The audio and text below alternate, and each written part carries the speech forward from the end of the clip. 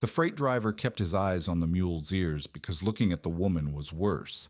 She walked the last stretch of road in mud-stiffened skirts, a child on one hip breathing in shallow, wet pulls, and an older girl ahead of her carrying a cracked stove door against her chest with both arms, the way a person carries something they have been told is worthless but refuse to put down. The cabin behind them had gaps between the logs wide enough to see daylight through. The freight driver had delivered families to worse claims. He had not delivered one this late in the season with this little in the wagon. He turned the mule before the woman could ask him anything. Torgrim Vangen had been dead 11 days when Ragna walked the last mile to the cabin he had bought with borrowed money and never finished building. She carried Marte on her left hip because the child's cough had worsened during the night in the freight wagon. Eli walked ahead, holding the cracked stove door against her chest like a shield because there was no room left in the sack, and she refused to leave it behind. The prairie mud had frozen overnight and thawed again by noon, and the hem of Ragna's skirt was stiff with it, crusted black halfway to the knee. She did not stop to clean it. She had not stopped for anything since the railroad contractor's clerk had pressed $9.40 into her palm and told her that the company's obligation to the deceased was settled. Torgrim had died under a grading scraper near the rail works outside Canton. The contractor had promised $12 a month in housing. He paid for 6 weeks. Then Torgrim was crushed beneath a scraper when the team bolted, and the contractor paid the widow what he called the balance. $9.40. Ragna counted it twice, the second time because she could not believe the first. She had 2 children, a promissory note against a cabin she had never seen, and no family within 600 miles willing to take all 3 of them together. Her brother's farm near Decorah was already mortgaged past its dirt. Passage back to Iowa for herself and 2 children would cost more than she held. She could not leave. The claim was the only thing standing between her children and the county poor board splitting them among relatives who would take one but not both. Eli was 11. Marte was 6. Ragna was 33 years old, and the math of her life had narrowed to a single question. Could she survive on a 12 by 16 foot cabin that was not finished, with no team, no clay, fewer than $10, and winter coming in less than 7 months? The cabin answered before she asked. It sat on a low rise where the wind had nothing to break against for half a mile in any direction. The roof was pine shake, unevenly cut, with a gap near the ridgepole where daylight showed through. Half the floorboards were laid. The other half was bare earth. The stovepipe leaned at an angle that meant the stove would draw poorly in any wind above a breeze. And the walls were the worst of it. 12 logs high on the long sides, 10 on the short, with gaps between them wide enough to slide a table knife through. Ragna could see the prairie through 6 separate cracks from where she stood inside. She set Marte on the one sound floorboard and looked at what Torgrim had left her. A bent broad axe with a loose head, 1 iron kettle missing its bail handle, the stove with its cracked door, which Eli now placed on the floor with the care of someone setting down a living thing, 2 quilts that smelled of coal smoke and someone else's sweat, a sack of rye meal, 3 hens in a crate strapped to the outside of the wagon they had ridden in, still alive, though one had stopped laying during the journey.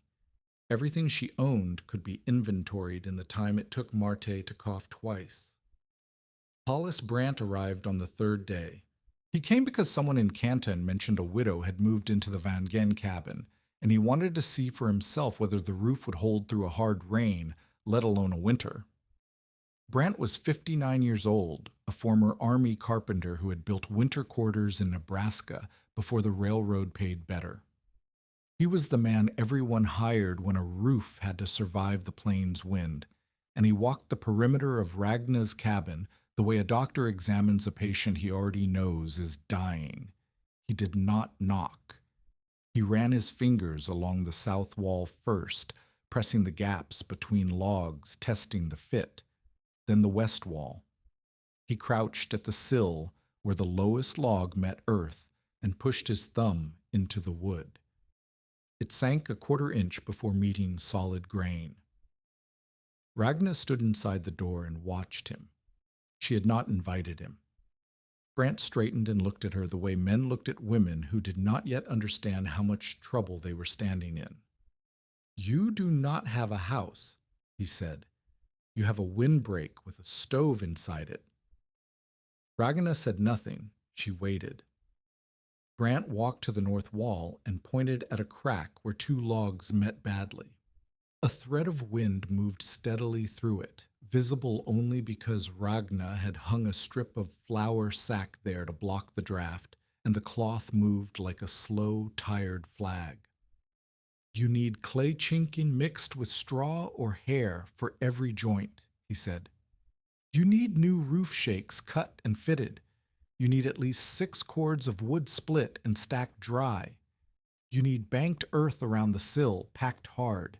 You need tight shutters on both windows, and you need a second window shutter because that one," he pointed, "will not survive the first blow that comes from the northwest." Ragna asked what it would cost. Brant looked at her. "How much do you have?" $9.40. He did not laugh. That was the thing about Brant. Cruelty was not in him, but honesty was, and honesty was worse. "The clay pit is 4 miles south," he said. "You need a team and a wagon to haul enough? That is $8 for the team. Hire a loan, if Minnick will lend his. The roof shakes. You could split yourself if you had a fro, which you do not, and a maul that was not cracked, which yours is. The wood, 6 cords, cut, split, stacked. A man with a good axe and a sound back can do a cord in 2 long days. You are not a man with a good axe." Eli stood behind the stove, listening. Ragna could feel her daughter's silence like a hand pressed against her spine. "What happens if I do not do these things?" Ragna asked. Brant rubbed the back of his neck. He looked at the stove, at the crack in its door, at the angle of the pipe. He looked at the cloth strip moving in the wall draft. "Your stove burns through a full armload before midnight on a mild frost night," he said. "I can see that from the ash pile. At that rate, your wood pile will not last past Christmas. If you try to heat this cabin through a hard January blow, you will burn everything you have before the weather breaks. If you do not heat it—" He paused, and his eyes moved to Marte, who was sitting on the floor with her knees drawn up, watching him. "The child with the cough will fail first." He said it plainly. He said it because lying would have been crueler. Ragna's hands were at her sides. She did not clench them. She did not look away from Brant. She held still the way she had held still when the clerk counted out $9.40 and called it settled. "Is there anything else?" she asked. Brant put his hat on. "The note holder is Darius Pike. He will be patient until the first killing frost, and then he will be something else." He left without offering to help. Not because he was heartless, but because he had looked at the numbers, and the numbers did not work. Ragna stood in the cabin with her 2 children and listened to the wind press through 6 cracks in the wall, and felt the draft move across the floor like a living thing looking for something warm to steal. She had 1 1/4 cords of wood. She needed 6. She had no team, no clay pit within reach, and fewer than $10. The cabin was not merely poor, it was mathematically unlivable, but the claim was the only roof her children had. The idea did not come as an idea. It came as a memory, and then as a question, and then as a gamble she could not afford, but could not afford to refuse. In early April, 3 weeks after she arrived, Ragna walked to the river bottom to cut dead willow for kindling. The vermilion ran shallow and brown between banks thick with last year's wreckage. Fallen branches, silt-crusted roots, and tangles of vine that had survived the winter by holding on to everything near them. River grape mostly, thick woody cane as long as her arm, with tendrils that gripped bark and fence wire and anything else that would bear weight. Woodbine laced through it, and the five-leaf creeper the old settlers called Virginia vine, with runners that crept along the ground before climbing. The open pasture beside the riverbank was stripped clean by wind. The snow that had fallen 3 days ago was already gone from the flats, scoured down to frozen mud. But inside the vine tangle, along a broken fence line, a mound of snow remained, packed tight as meal in a barrel, still white, still holding. Ragna stopped walking. She looked at the wind-bare field and then at the vine-caught snow. The difference was not subtle. The field was naked. The vine tangle held a drift 2 feet deep. She pushed her hand into the snow. Her fingers found air underneath, a pocket where the lowest canes held the snow off the ground. Not warm exactly, but quiet. No wind. The air inside that pocket was still as water in a basin. Something turned in her memory. Near Decorah, when she was 9 or 10, her father had bent grapevine over the turnip pit each autumn. She remembered the sound of frozen cane scraping her wool sleeves when she helped. She remembered the sweet rot smell of grape skins crushed underfoot. She remembered her father pressing snow into the vine mesh with his broad palm, packing it down, building it up, until the pit was buried under a mound that looked like nothing but held the turnips through January. He told her once, standing in wind that made her eyes water. Do not fight the snow when it wants to lie down. Give it a place to be useful. She had not thought about that in 20 years. Now she thought about it while staring at a vine tangle that had done what her cabin walls could not, stopped the wind and held the snow in place. The logic assembled itself piece by piece while she crouched in the cold with her hands wet. She did not need the vines to insulate. Vine wood had no warmth in it. She needed them to catch blowing snow before the wind stripped it from the walls and carried it into the open prairie. The vines would become a rough lattice inches off the cabin walls, porous, not solid. The first snow would catch in the gaps. The second would fill the holes. The third would pack against the second and freeze into a dense shell. And that shell, snow packed against snow, with dead air trapped inside, would stop the wind before it ever reached the cracks in her logs. This was not chinking. Chinking sealed each gap directly, and she could not afford the clay or the labor. This was different. This was stopping the wind before it arrived. She pulled a length of grape cane from the tangle and bent it over her knee. It flexed without breaking. She pulled a second and wound it around the first. The two canes together held shape. She looked at the cabin on its low rise, wind naked on every side, losing heat through every crack Brant had counted, and she saw it differently. She did not see walls that needed sealing. She saw walls that needed a second skin, a rough, porous cage of living vine that would catch the snow and hold it where the wind wanted to steal it. She would need 3 layers. First, a stone and brush drainage strip, 6 inches from the sill logs, so the spring melt would not sit against the wood and rot it. Second, a low willow stake frame set 10 to 14 inches from the cabin wall, not touching the logs. Third, the vines themselves. Riverbank grape for thick cane, woodbine for tendrils that would fill gaps, and wild plum brush packed into the north corner where the wind struck hardest. She marked the danger zones in her mind: north wall, west wall, stove corner, door seam. The south side would get less density so the spring sun could dry the wall. It was a theory. It was not proof. It was built on a memory of a turnip pit and a fence tangle that had held snow longer than an open field. But the conventional path was already impossible. Brant had done the math for her. 6 cords, tight chinking, new shakes, shutters, a team she could not hire, and materials she could not buy. The conventional path led to the county poor board and 2 children sent to different houses.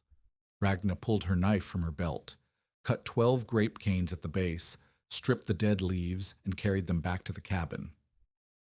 Cora Minnick came by the following week.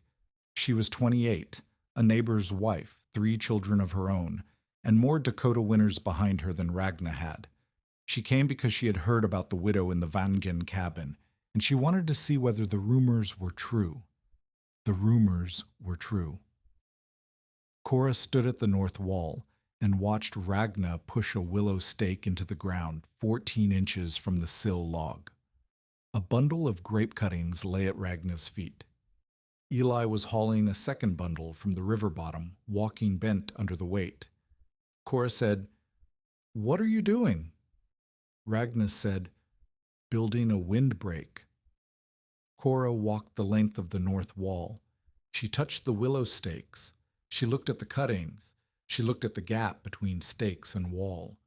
She was quiet for long enough that Ragna kept working. Then Cora said, "Roots do not know mercy. They will pry your sill apart, and mice will thank you for the roof." It was not cruelty.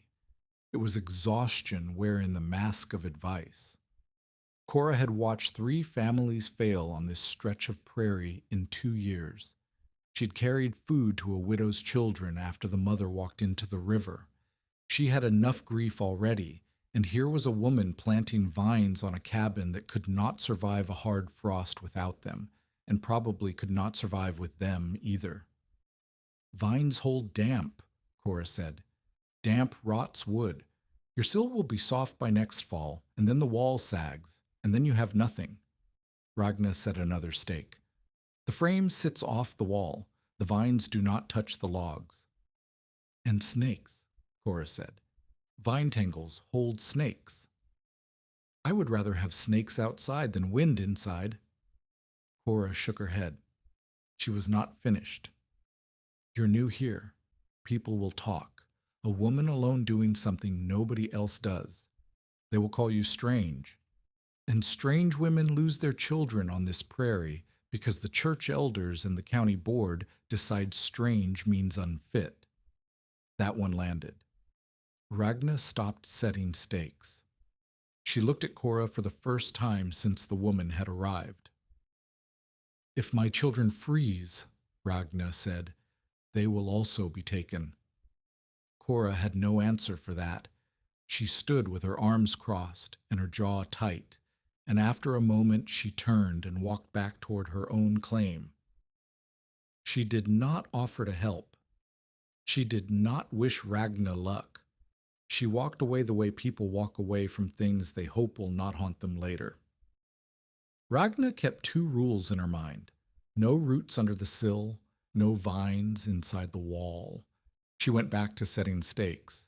Boaz, Darius Pike, was 46 years old, and he had made his living on the distance between what people needed and what they could afford. He ran the general store in Canton, brokered timber from the mill upriver, and held promissory notes on 14 cabins in the county. When settlers could not pay, Pike waited. Waiting cost him nothing. The interest accumulated like snow against a fence. When the snow was high enough, he foreclosed, took the improvements, and sold the claim to the next hopeful family stepping off the train. Ragna's note was one of 14, and Pike was in no hurry. He first saw the vine work in late April when he rode past on the track to the mill. The north wall of the Vangen cabin was lined with crooked willow stakes, and a woman in a mud-colored dress was bending grape cane through them with both hands. 2 children worked nearby, the older one hauling brush, the younger one sitting in the dirt, coughing. Pike reined his horse and watched. He watched long enough for Ragna to notice him, and then long enough after that to make clear he was not passing through. He was evaluating. He said nothing that day. He did not need to. The evaluation was enough. The next week, Ragna came to the general store to buy baling twine. She needed it for tying cane to the stake frame. Willow withes worked for the heavy joints, but the finer connections needed something that would hold without slipping. Pike was behind the counter. Two men from the settlement sat near the stove, drinking coffee that Pike sold by the cup at 3 cents.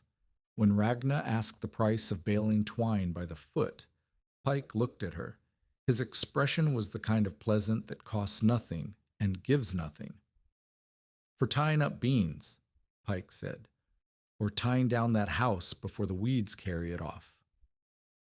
The two men laughed. The sound was small and ugly, the way laughter is when it costs the laughers nothing and takes something from the person standing closest to it. Ragna did not answer the question. She repeated it. "How much for the twine?" Pike told her. She counted out the coins. He watched her count, and he watched the total that remained in her palm, and he knew, because Pike always knew, that the distance between what she had and what she needed was the distance he would eventually profit from. She left without thanking him. Eli waited outside, holding the stove door they had brought to see if anyone in town could weld the crack. No one could for less than $1, and $1 was more than the door was worth. They carried it home. That evening, a wagon slowed outside Rana's cabin while two boys leaned out to stare at the north wall covered in crooked stakes and half-woven vine. They did not say anything. They did not need to. Staring was enough. On Sunday, at the meeting house, a woman Ragna did not know asked another woman whether the widow was still planting shade on the cold side. The second woman said she had heard the cabin looked like something the river had coughed up. On Monday, a schoolboy told Eli that his mother was growing a coffin.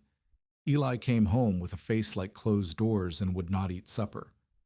Cora heard the gossip and came back, not to help, to warn. "Stop this," Cora said. "Stop it now, before the children carry every cruel thing this county says about you into their bones. Tear the stakes out by chinking clay on credit. Do what everyone else does."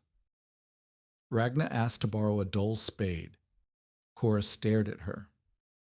"Did you hear what I said?" "I heard you. I need the spade for the drainage strip." Cora left. She did not leave the spade. But 2 days later, the spade appeared against Ragna's door, with no note and no footprints that Ragna could read. She used it that afternoon. The direct confrontation came in May. Pike rode out to the cabin and dismounted. He stood at the property line, not the cabin, the line, and looked at the north and west walls.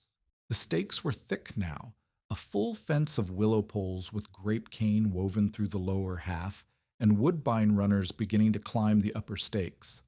The framework was ugly. It looked like a thicket that had lost an argument with a fence.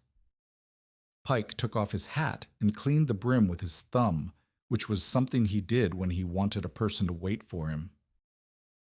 "Mrs. Vangen," he said, "I have been thinking about your situation."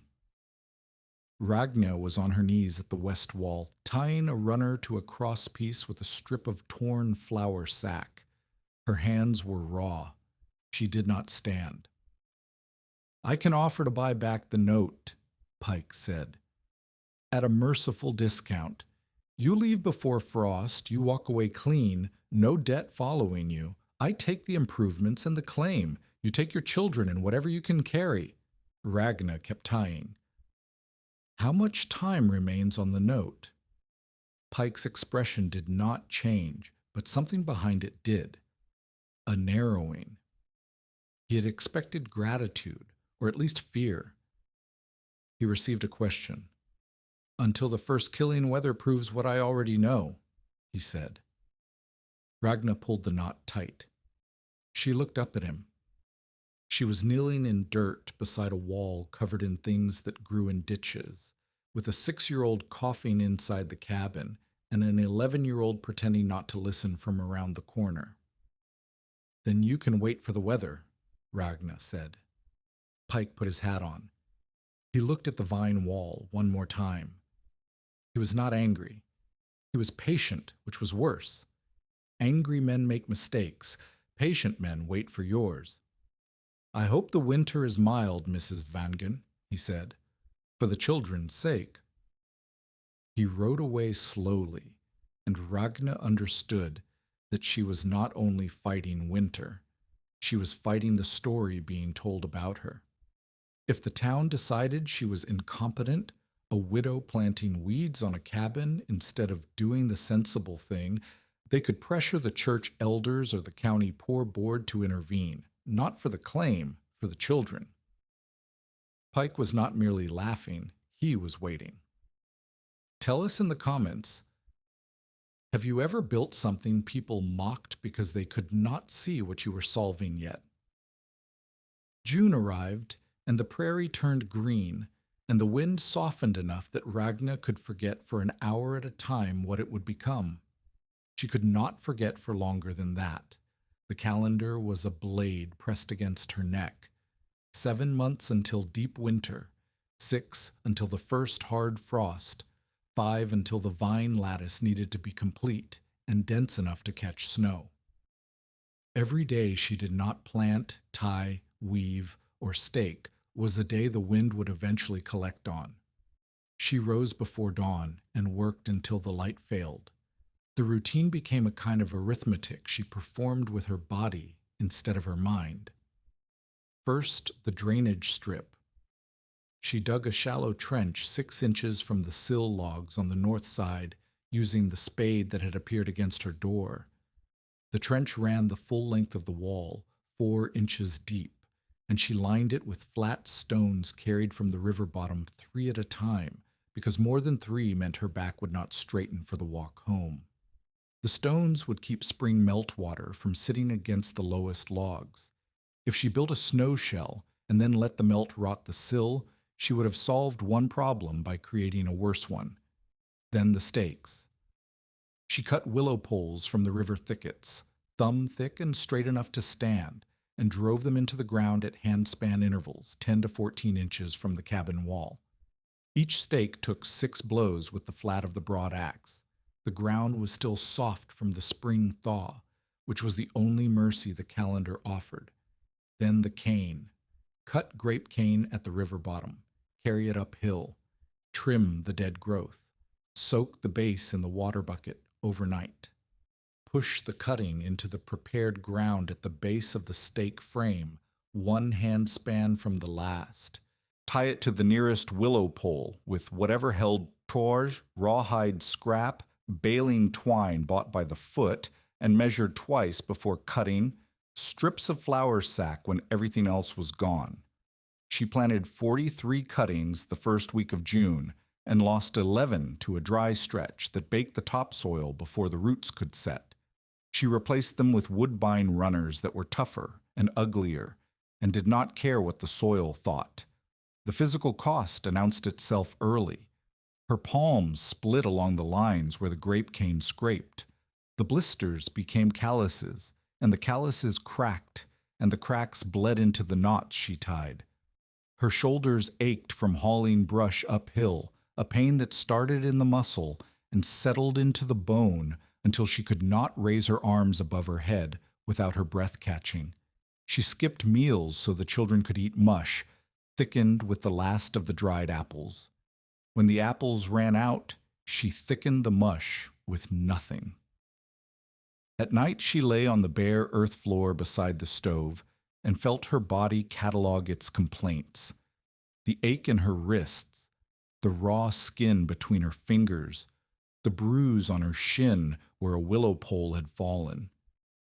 Eli worked beside her without being asked and without complaining, which was worse than complaining because it meant the girl understood what the stakes were and had stopped being a child about it.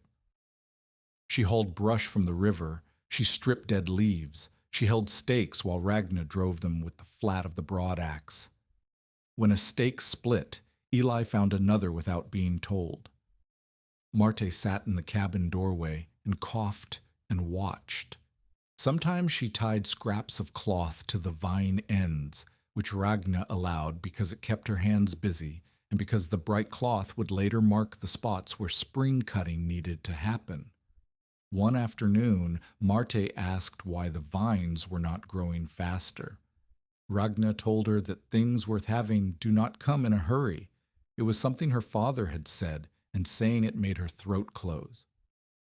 A setback came in the third week. A neighbor's cow wandered through the south side where the stakes were newest and the cane barely ankle high.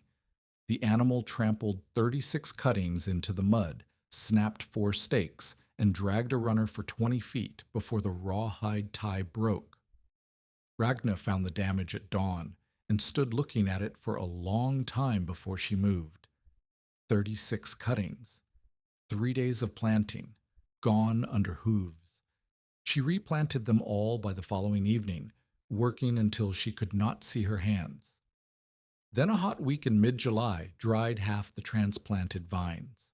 The leaves curled brown, and the stems went brittle. Ragna hauled water from the river in the iron kettle, 6 trips a day, 200 yards each way, and poured it at the base of every cutting that still showed green. Some lived, some did not. She pulled the dead ones and wove their dried canes into the lattice as dead filler. No growth, but added thickness. Pike refused her more credit for twine when she returned to the store. He said it with a shopkeeper's regret, the kind that was shaped like sympathy, but served his purpose. Without twine, she switched to strips of rawhide soaked until they softened and then tied and left to dry tight. Her money was down to $4.60. The rye meal was half gone. One of the 3 hens had stopped laying entirely. By the end of June, the north wall had a skeleton. Willow stakes stood at handspan intervals for the full length of the wall. Grape cane ran horizontally through the lower half, woven rough but holding. Woodbine climbed the upper stakes in loose spirals that would thicken when the summer growth pushed through. The frame stood 10 to 14 inches from the log wall, close enough to catch wind-driven snow, but far enough, Ragna hoped, to keep moisture off the wood. It was ugly. It looked like the prairie was trying to eat the cabin from the outside. But when Ragna held her hand between the frame and the wall on a windy afternoon, the air moved slower there. Not still, but slower. The vine mesh was already breaking the wind's straight path, forcing it to curl and eddy instead of driving straight through the gaps in the logs. It was the smallest proof she had received. It was not enough.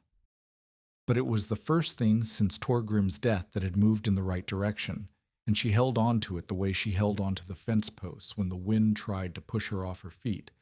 Not with hope exactly, but with the grip of someone who had nothing better to hold. The west wall was next, and then the stove corner, and then the door seam, which was the hardest because the door had to open and close and still have vine coverage on either side. The south wall needed the least, thinner planting, more space between stakes, because the sun needed to reach the logs in spring and dry whatever moisture the winter left behind.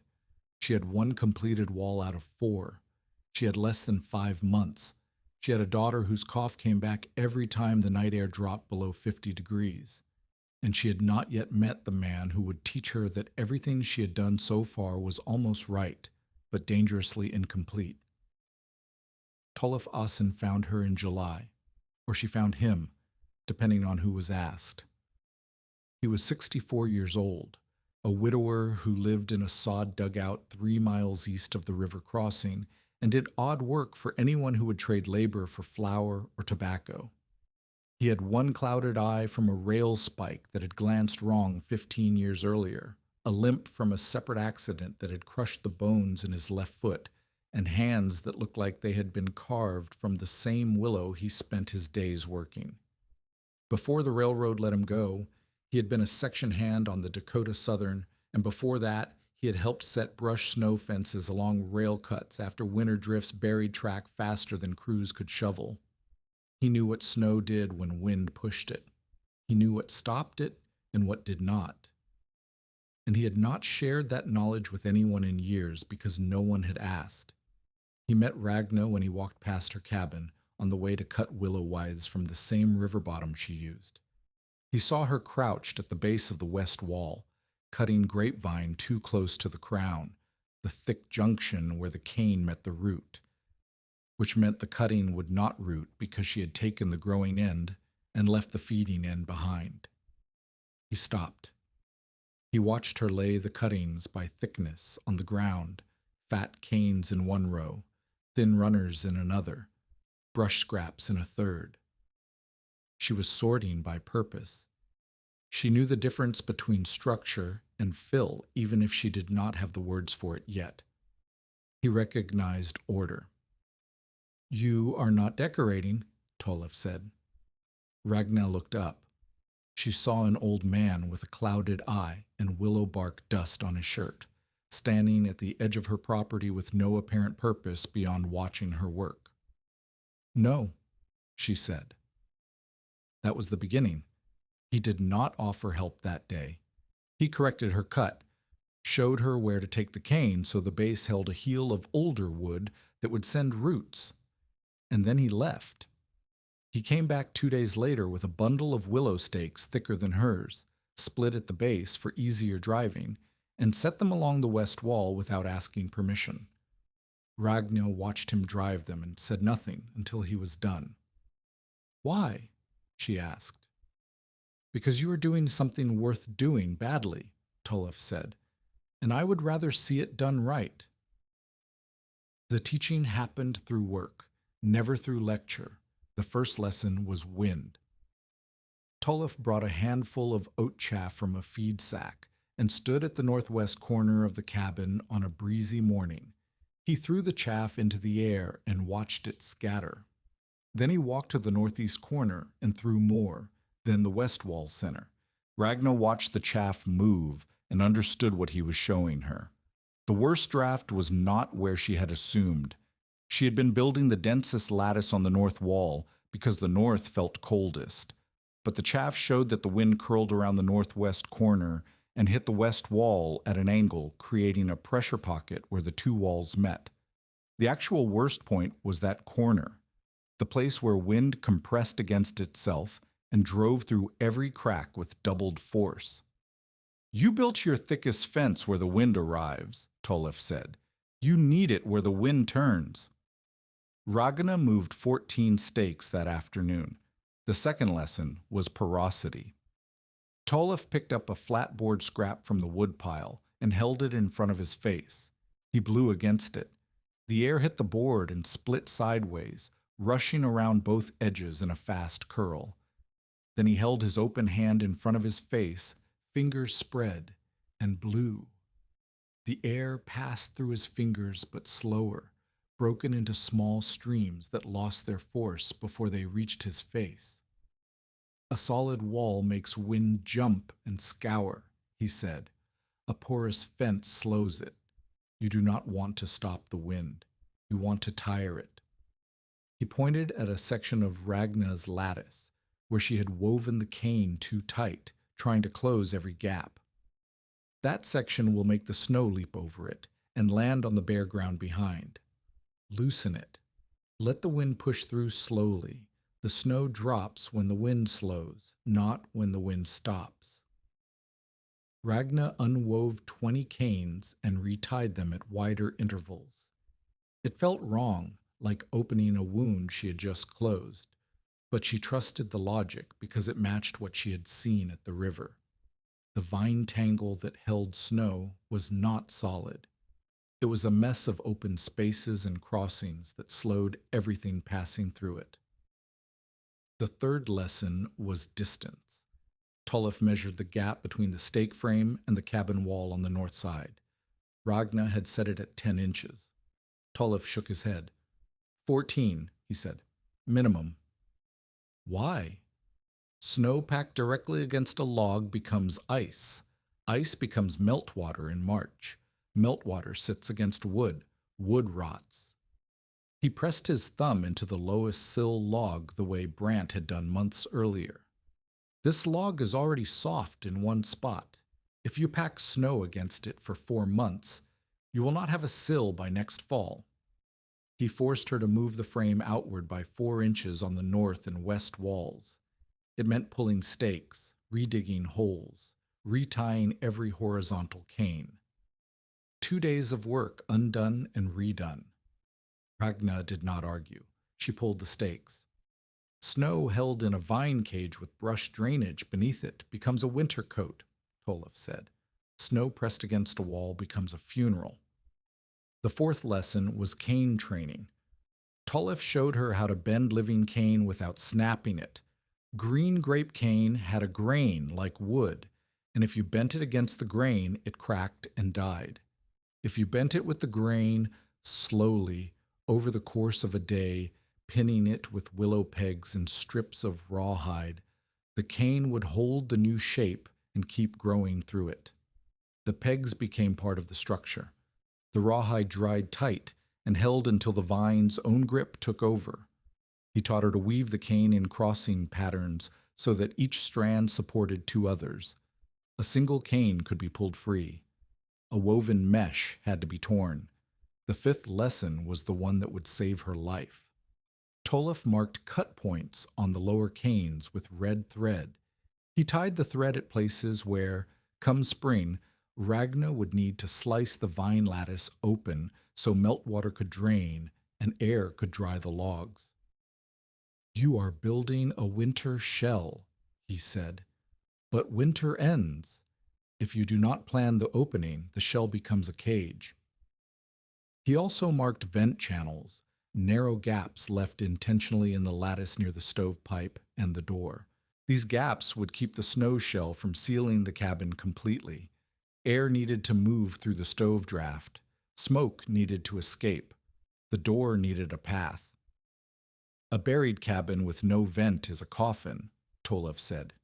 He said it once, quietly, and did not repeat it. Through August and September, the work took shape.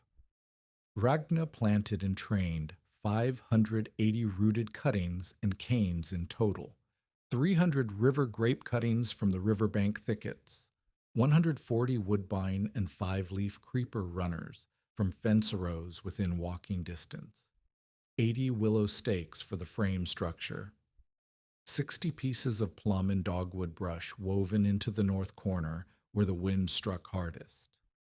Spacing settled at roughly 1 hand span between primary stakes. The vine weave crossed every 6 to 8 inches where the growth allowed. The lower lattice was denser than the upper because Tolov taught her that wind-driven snow moved close to the ground, not at roof height. The north wall was thickest. The west wall was angled more densely at the northwest corner. The south wall was open enough for spring sun. She used no wire. She had no wire. She used willow withes, rawhide scraps, baling twine measured by the foot, and strips from a torn flour sack. Tolov came 3 or 4 days a week. He brought his own food, usually cold cornbread and dried venison, and worked beside her without small talk. They communicated through the work. He pointed. She adjusted. She asked. He showed. When they disagreed, which happened twice about the stoveside density, they tested both approaches on a short section and let the wind decide. The wind, in both cases, agreed with Tolov. But Tolov noticed that Ragna's vine selections were better than his. She could tell by touch which cuttings would root and which would die. She chose planting sites by how the morning dew collected on the ground. Wet spots meant the soil held moisture longer, and her survival rate climbed above 2/3, while Tolov's own plantings rooted at barely half. "You have the hands for this," he told her once. It was the closest he came to praise. In September, Cora Minnick appeared again, not to warn this time.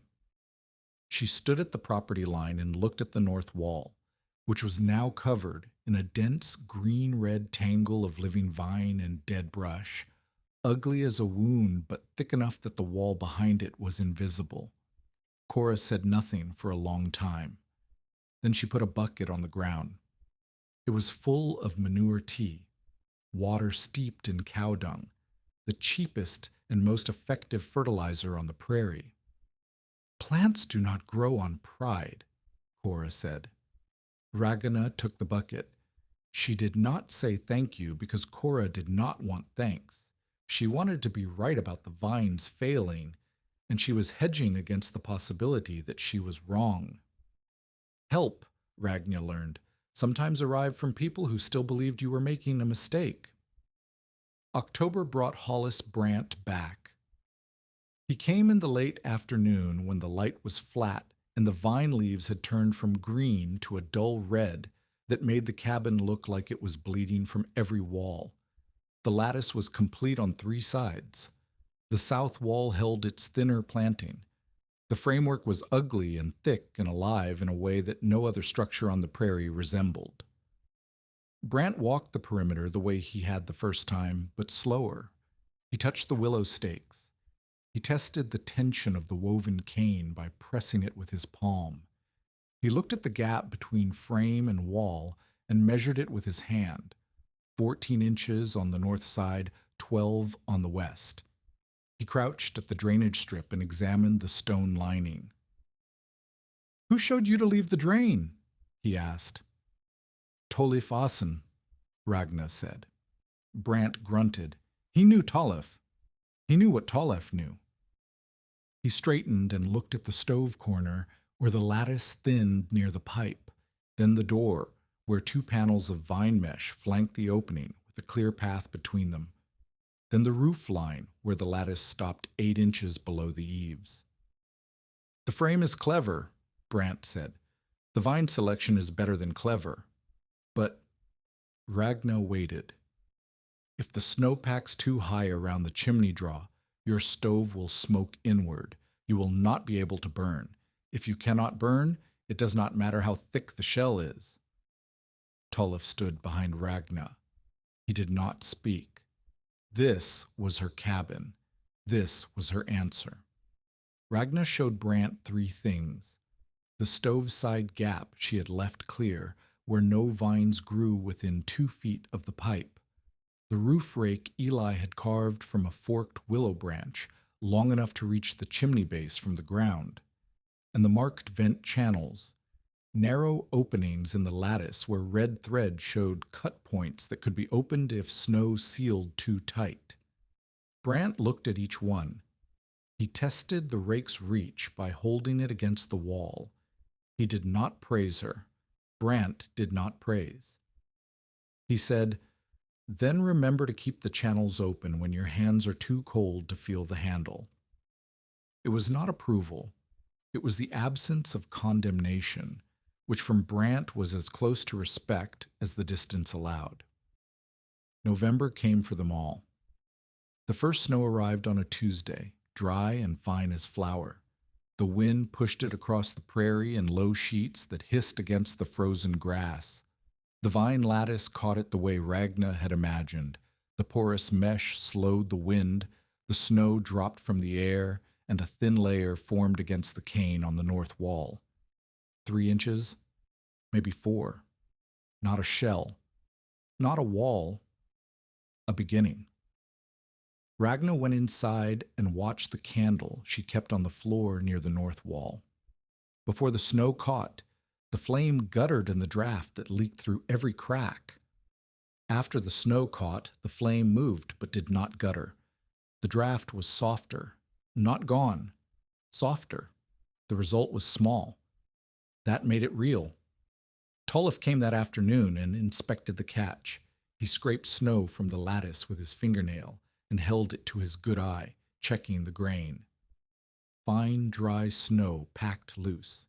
It would compress with the next layer. "First snow is a whisper," he said. "Wait for the kind that tries to bury the road." In the following weeks, Ragna tracked changes with the tools she had. She could not measure temperature. She had no thermometer, but she could measure behavior. Before the lattice held snow, the water bucket near the north wall skinned over with ice by morning, even with the stove damped but burning. After the first packed snow, The bucket did not freeze unless the fire died completely. The candle flame near the floor moved less. The draft through the cloth strips on the wall slowed. Ragna marked it in chalk on the door frame. Burst proof. Not enough. Cora came by and put her hand against the north wall inside the cabin. She held it there for a long time. It feels warmer, Cora said. Then she added, but I will not risk my own cabin on a widow's accident. Brant warned that an ice crust from a thaw-freeze cycle could shear the vines from the stakes if the canes had gone brittle. Pike, in town, began telling customers that Ragna had created a rat nest against her walls and would bring sickness to the settlement by spring. He said it with the tone of a man performing public duty, which made it worse than if he had said it with malice. December brought the danger Brant had warned about. The weather alternated between thaw and freeze in cycles that turned the snow shell into a treacherous thing. Wet snow packed heavy. A hard freeze locked it solid. Then wind could pull the lattice sideways if the frozen mass shifted. Tolif showed Ragna how to test the shell. She tapped it with a broom handle each morning. A hollow sound meant air gaps. Good. The snow was layered and porous. A dull thud meant heavy ice. Dangerous.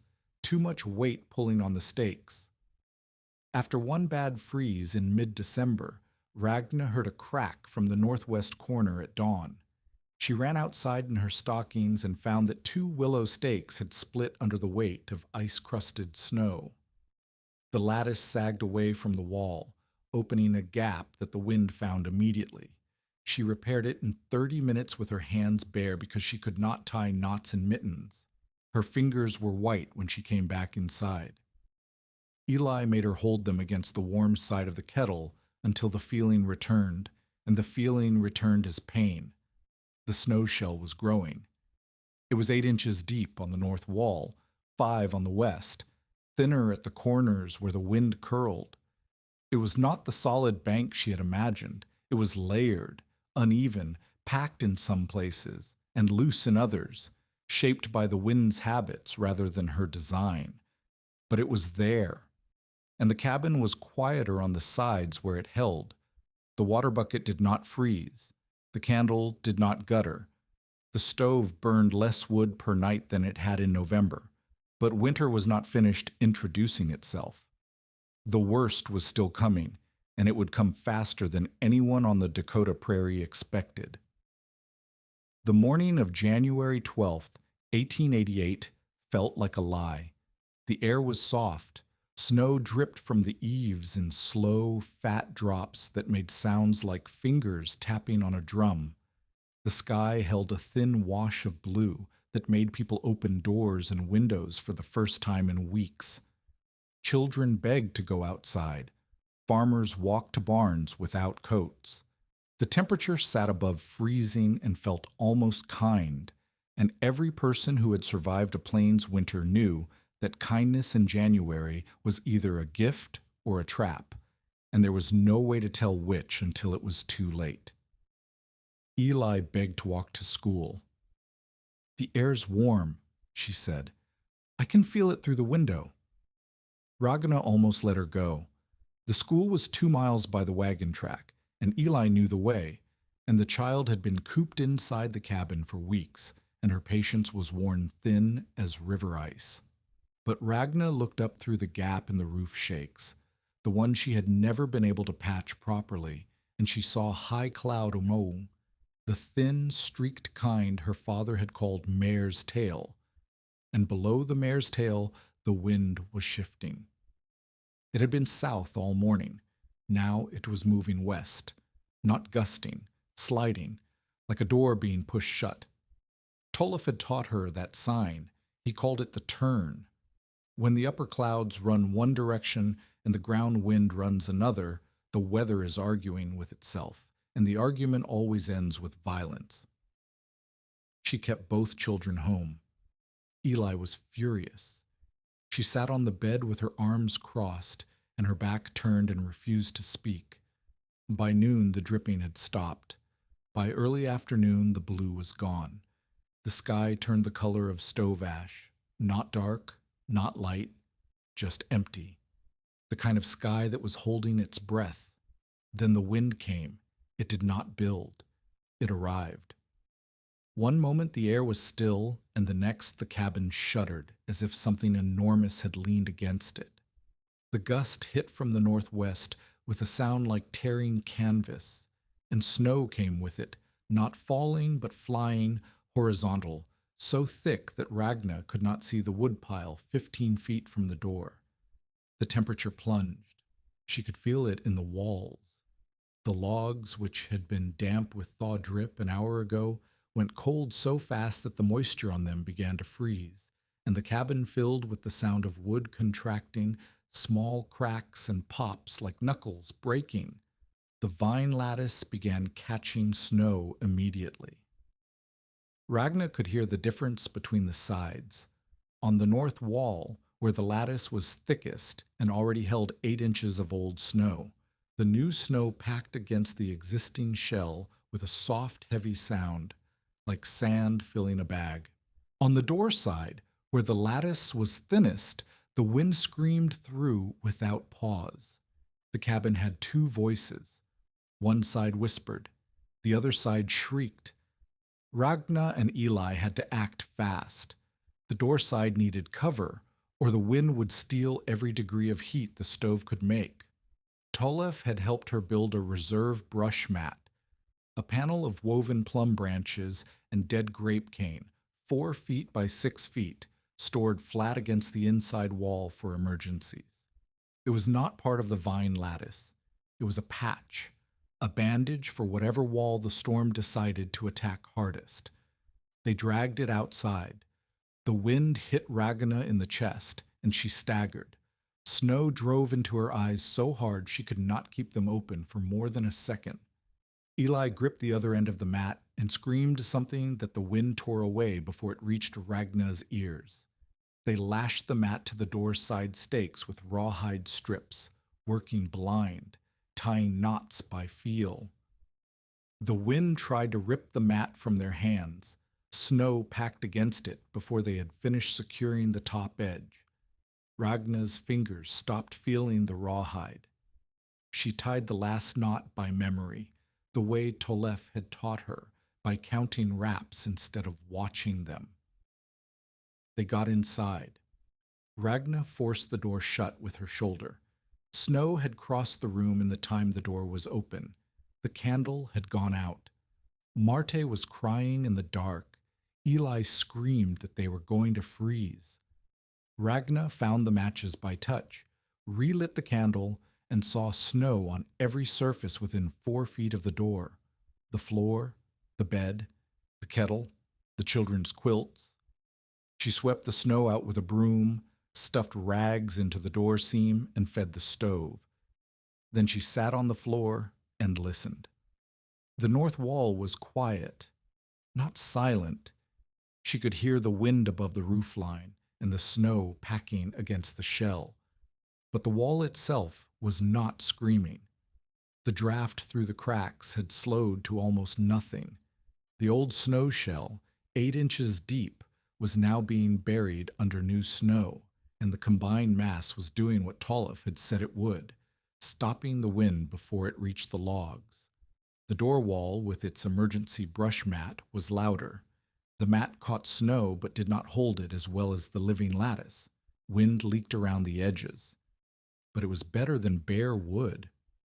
It was the difference between a whisper and a shout. The west wall held somewhere between the two. The lattice was thinner there, and the corner where the north and west walls met. The pressure point Tolef had identified groaned under the wind's compression, but it held. The stove burned.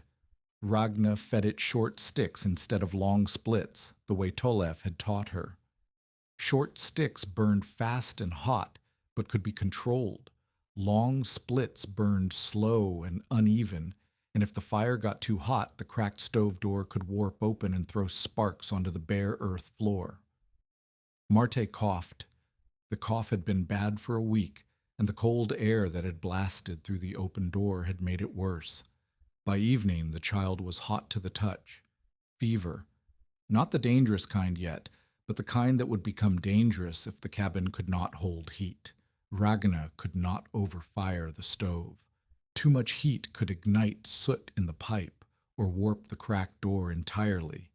Too little heat would let the fever win. She found the middle. She fed the stove one stick at a time and kept her hand near the pipe to feel the heat. When the metal got too hot to hold her palm near, she waited. When it cooled enough to touch, she added another stick. The hours passed in wind and fire and the sound of a child breathing badly. Near dusk, pounding came at the door. Ragna did not expect it. No one should have been outside. No one could have been outside and lived for more than minutes in what was now a full blizzard, wind so dense with snow that the world beyond the door did not exist. The pounding came again. Small fists, a child's fists. Ragna opened the door. Jonas Minnick fell into the cabin. He was 9 years old, Cora's middle boy, and he had been sent to fetch his father from a neighbor's shed before the storm hit. He had not made it. He had wandered for what he later said was hours, but was probably 40 minutes, blind in the snow, until he hit the vine lattice on Ragna's north wall and followed it to the door. He was half frozen. His coat was packed with snow. His hands were gray-white, and his lips were blue, and he could not speak. Opening the door had cost them. The candle went out again. Snow crossed the room. The heat that Ragna had spent hours building bled into the storm in seconds. Eli screamed. Ragna dragged Jonas inside and threw her weight against the door. Snow jammed in the frame. She kicked it clear and forced the door shut and stuffed the rags back into the seam. She stripped Jonas's coat and wrapped him in the driest quilt. She put him near the stove, not touching it, close enough for the heat to reach him. She rubbed his hands between hers until the color started to return and the boy started to cry, which meant the feeling was coming back, which meant the flesh was still alive. Marte coughed. Jonas cried. The wind hit the cabin like something trying to get in. If you are invested in this story, subscribe and stay with us, because the next few hours decide whether Ragna's strange wall becomes a shelter or a trap. The night became a war fought on 4 fronts. The first front was the snow shell itself. Ragna could hear it performing. On the north wall, the silence was profound. The packed snow had reached a thickness that swallowed the wind entirely. She pressed her hand against the interior logs and felt cold, but not moving air. No draft. The vine lattice, buried now under what she estimated was a foot or more of packed snow, had become a wall within a wall. The west wall was louder, the lattice was thinner there, and the wind found the gaps. But it was manageable. The draft was steady, not gusting, which meant the snow catch was partial but holding. The candle flame on that side leaned but did not die. The door wall was the problem. The emergency brush mat had caught snow, but not enough. Wind still leaked around the edges, and every gust pushed fine snow through the seam at the bottom of the door. Ragna plugged it with every rag she had, then sacrificed a shirt, then a dish towel. The leaking slowed but did not stop. The second front was the stove. By midnight, the pipe began to draw poorly. The fire breathed inward. She could feel the pulse of it, a faint push of warm air back into the room when the draft should have pulled it up and out. Snow was building against the lower vent path, the channel she had left in the lattice near the pipe base. The vent was sealing. If the pipe clogged, smoke would fill the cabin. If smoke filled the cabin with 3 children inside, 2 of her own and 1 of Cora's, she would have to choose between cold and poison. The third front was Marte. The fever climbed. The child's skin was dry and hot, and her cough turned wet, which was better for the lungs but worse for sleep. Ragna kept damp cloth on her forehead and held her upright so the chest could drain. Jonas, thawing, had stopped crying and fallen into an exhausted sleep near the stove. The fourth front was wood. Ragna counted the splits beside the stove. She had brought in enough for 2 days of normal burning, but tonight was not normal. The door leaks and the stove's poor draw were eating fuel faster. She estimated she was burning at twice the rate she had planned. At this pace, she would run out by tomorrow afternoon. But she was burning less than she should have been. That was the shell's gift. On a night like this, in a cabin with unchinked walls and no snow catch, the stove would have had to run full open just to keep the water liquid. Ragna's stove was damp to half. The north wall's silence was saving fuel with every hour that passed. Outside, the prairie was killing. Cora Minnick's cabin had clay chinking between every log. It was a better cabin than Ragna's by every conventional measure. But the west window shutter, a single board on leather hinges, failed near midnight. The wind found the gap and drove snow directly into the room. Cora's husband burned wood fast trying to fight the drafts, feeding the stove until the pile dwindled. By midnight, he left the cabin to retrieve more from the shed and nearly died in the yard. He crawled back in after 20 minutes, having reached the wood pile, but unable to carry enough to matter. Hollis Brandt's shop survived. His walls were double chinked, his shutters tight, his stove draw clean. But even Brandt could not keep the front of the shop warm. The wind scoured the snow clean from the windward side as fast as it fell.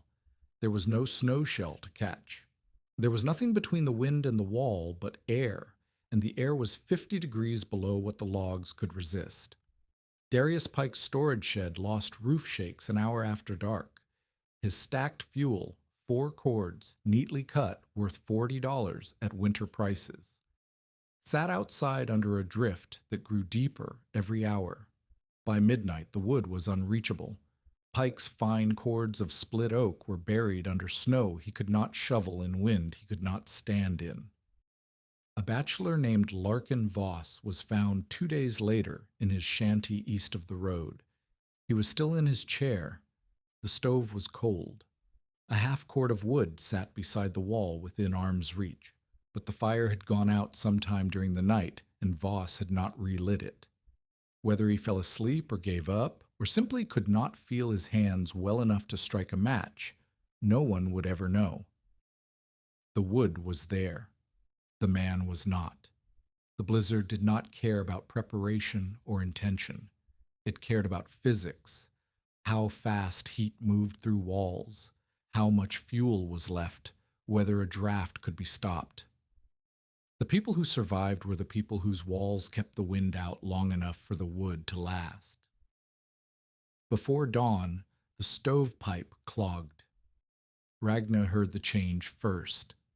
The fire had been drawing well enough through the night, not perfectly, but enough to pull the smoke up and out. Then the sound shifted. The stove breathed inward. A thin haze of smoke curled from the seam around the cracked door and hung in the air near the ceiling. The lower vent channel was sealed. Snow had packed over the marked gap in the lattice and closed the path that allowed air to feed the draft. If she did not clear it, the cabin would fill with smoke. If she opened the door to vent the smoke, she would lose the heat that was keeping Marte's fever from becoming something worse. She could hear Tolef's voice in her head. Not a memory of words, but a memory of method. The broom handle, the vent path. The hollow sound means air. The dull sound means ice. She told Eli to hold Marte upright and keep Jonas away from the stove. She wrapped her hands in sacking, burlap grain bags, the thickest cloth she had, and she opened the door. The wind hit her like a thrown door. Snow blasted into the cabin. Eli screamed. Ragna did not stop. She pushed through the snow that had drifted against the entrance. The vine lattice on either side of the door was buried to the roof line.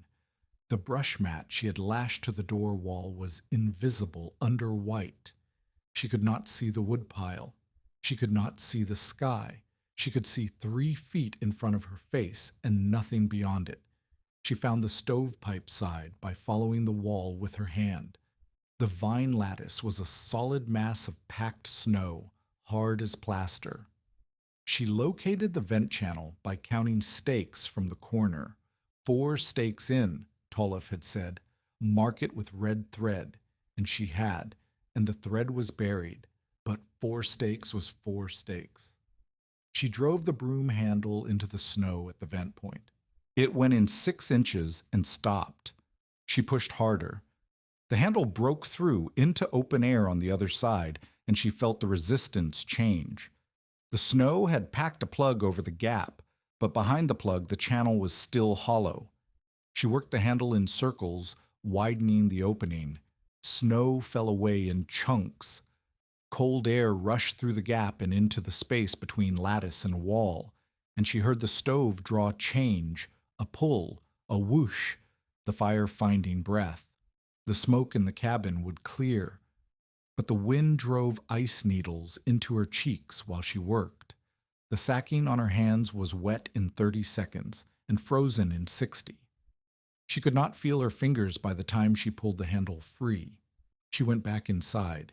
She forced the door shut. She sat on the floor and held her hands against the warm side of the kettle until the pain came, and the pain was the proof that the flesh was still alive. Dawn arrived not as light, but as a slow, gray lessening of dark. The wind dropped from a scream to a moan. The snow kept falling, but softer, straighter, no longer flying sideways. Ragna opened the door and saw the world remade. The cabin was almost buried on 3 sides. The north wall had vanished entirely behind a snowbank that reached the eaves. The west wall was covered to the window height. The door wall, with its emergency brush mat, held a drift that narrowed the entrance to a tunnel barely wide enough for a body to pass through. But the cabin was not crushed. The vine lattice had done what Tolliff said a porous fence would do. It had caught the snow in layers, each layer compressing against the last, building a shell that thickened and tightened with every hour of wind. The shell was not resting on the cabin. It was resting on the lattice, which was resting on the stakes, which were rooted in the ground 14 inches from the wall. The weight bore down on the frame, not the logs. The south wall, with its thinner planting, had caught less snow and let more light through. The door tunnel opened into dim gray morning. The chimney pipe stood clear above the snow line, with the vent channel Ragna had opened still breathing. Inside the cabin, the water bucket near the north wall had liquid water in it. Not warm water, not comfortable water, but liquid, which meant the temperature inside had stayed above freezing all night in the worst blizzard the Dakota Plains had seen in a generation. Marte's fever had not broken, but it had not climbed. She slept against the partition with Jonas beside her, both children breathing. Eli sat on the floor near the stove with the willow roof rake across her knees, ready to clear the vent again if she heard the draft change. She had watched her mother do it once and understood the principle. She had not been asked. She had decided. Ragna counted the wood. She had burned less than half of what she had stacked inside. On a night when the wind tried to freeze everything within reach, the snow shell had cut her fuel consumption by more than she could calculate, because she did not know the number for what it would have been without it. She only knew that the wood was there, and other people's wood was not. She sat in the half-dark of the buried cabin and listened to the quiet on the north wall, the deep, packed, vine-held quiet that was the sound of snow doing what her father had told her it could do. Give it a place to be useful. Pike arrived with Brant and 2 other men late that morning, after the wind had dropped enough to allow passage. They came on foot because the drifts had buried the track. Pike expected a corpse or surrender. He expected to find a collapsed lattice, a cold stove, and a woman ready to sign anything he put in front of her. Instead, smoke rose cleanly from Ragnar's pipe. The men stood at the edge of the snowbank that had been Ragnar's north wall and looked at it. The vine lattice was invisible, buried inside the drift, but its shape was visible. The smooth, even contour of packed snow that followed the frame's line instead of the random mounding that wind alone would create. Brant said nothing. He walked the perimeter. He touched the snow at different heights. He looked at the vent channel, still open near the pipe. Pike looked at the smoke and said nothing, which was the loudest thing he had ever said. Ragna opened the door tunnel and stood in the narrow gap with snow on both sides above her head. She had 3 children behind her, 2 of her own, and one she had saved from the storm, and half her wood supply still stacked. She did not say it worked. She did not need to. The smoke said it. The liquid water said it. The living children said it. But surviving one night does not end a story. It begins the part of the story where everyone wants to understand what you did and whether it belongs to them. The blizzard of January 12th, 1888, killed more than 200 people across the Dakota and Nebraska plains. The count would grow for weeks as searchers reached isolated homesteads and found what the wind had left behind. Most of the dead were caught in the open. Children walking home from school, farmers crossing between house and barn, travelers who stepped off the road and could not find it again. But some died inside their own walls, in cabins that could not hold heat faster than the wind could steal it. Ragna's cabin held. That fact traveled faster than the mail. Hollis Brant returned on the 3rd day after the storm, when the drifts had settled enough to walk on, and the sky had gone pale and still with the kind of cold that does not move. He came alone. He carried a handsaw, which Ragna did not understand until he walked to the north wall and stood looking at the snowbank that buried the vine lattice from ground to eaves. The bank was smooth and hard, wind-packed, shaped like a wave frozen mid-curl. It was taller than Brant. He did not ask permission. He cut a narrow inspection slot into the snow at chest height, a vertical slit about 4 inches wide and 18 inches deep. Snow fell away in blocks. He leaned in and looked. Inside the slot, the vine lattice was visible. Grape cane and woodbine tendrils hung in a frozen web, suspended inside the packed drift. The snow was not resting against the cabin wall. It was resting against the vine mesh, which was resting against the willow stakes which stood 14 inches from the logs. Between the packed snow and the wall, a gap of still air remained, narrow, cold, but windless. Brant studied it for a long time. Then he straightened and looked at Ragna, who had come outside without a coat because she had not expected him to stay. "I told you a house needed a second wall," Brant said. Ragna looked at the slot he had cut. It got one. The silence between them was not hostile. It was the silence of a man recalculating something he had been certain about. Brant did not apologize. He did not say he had been wrong. He did something harder to fake and therefore more valuable. He asked a question. "Show me where you left the spring drain." Ragna showed him.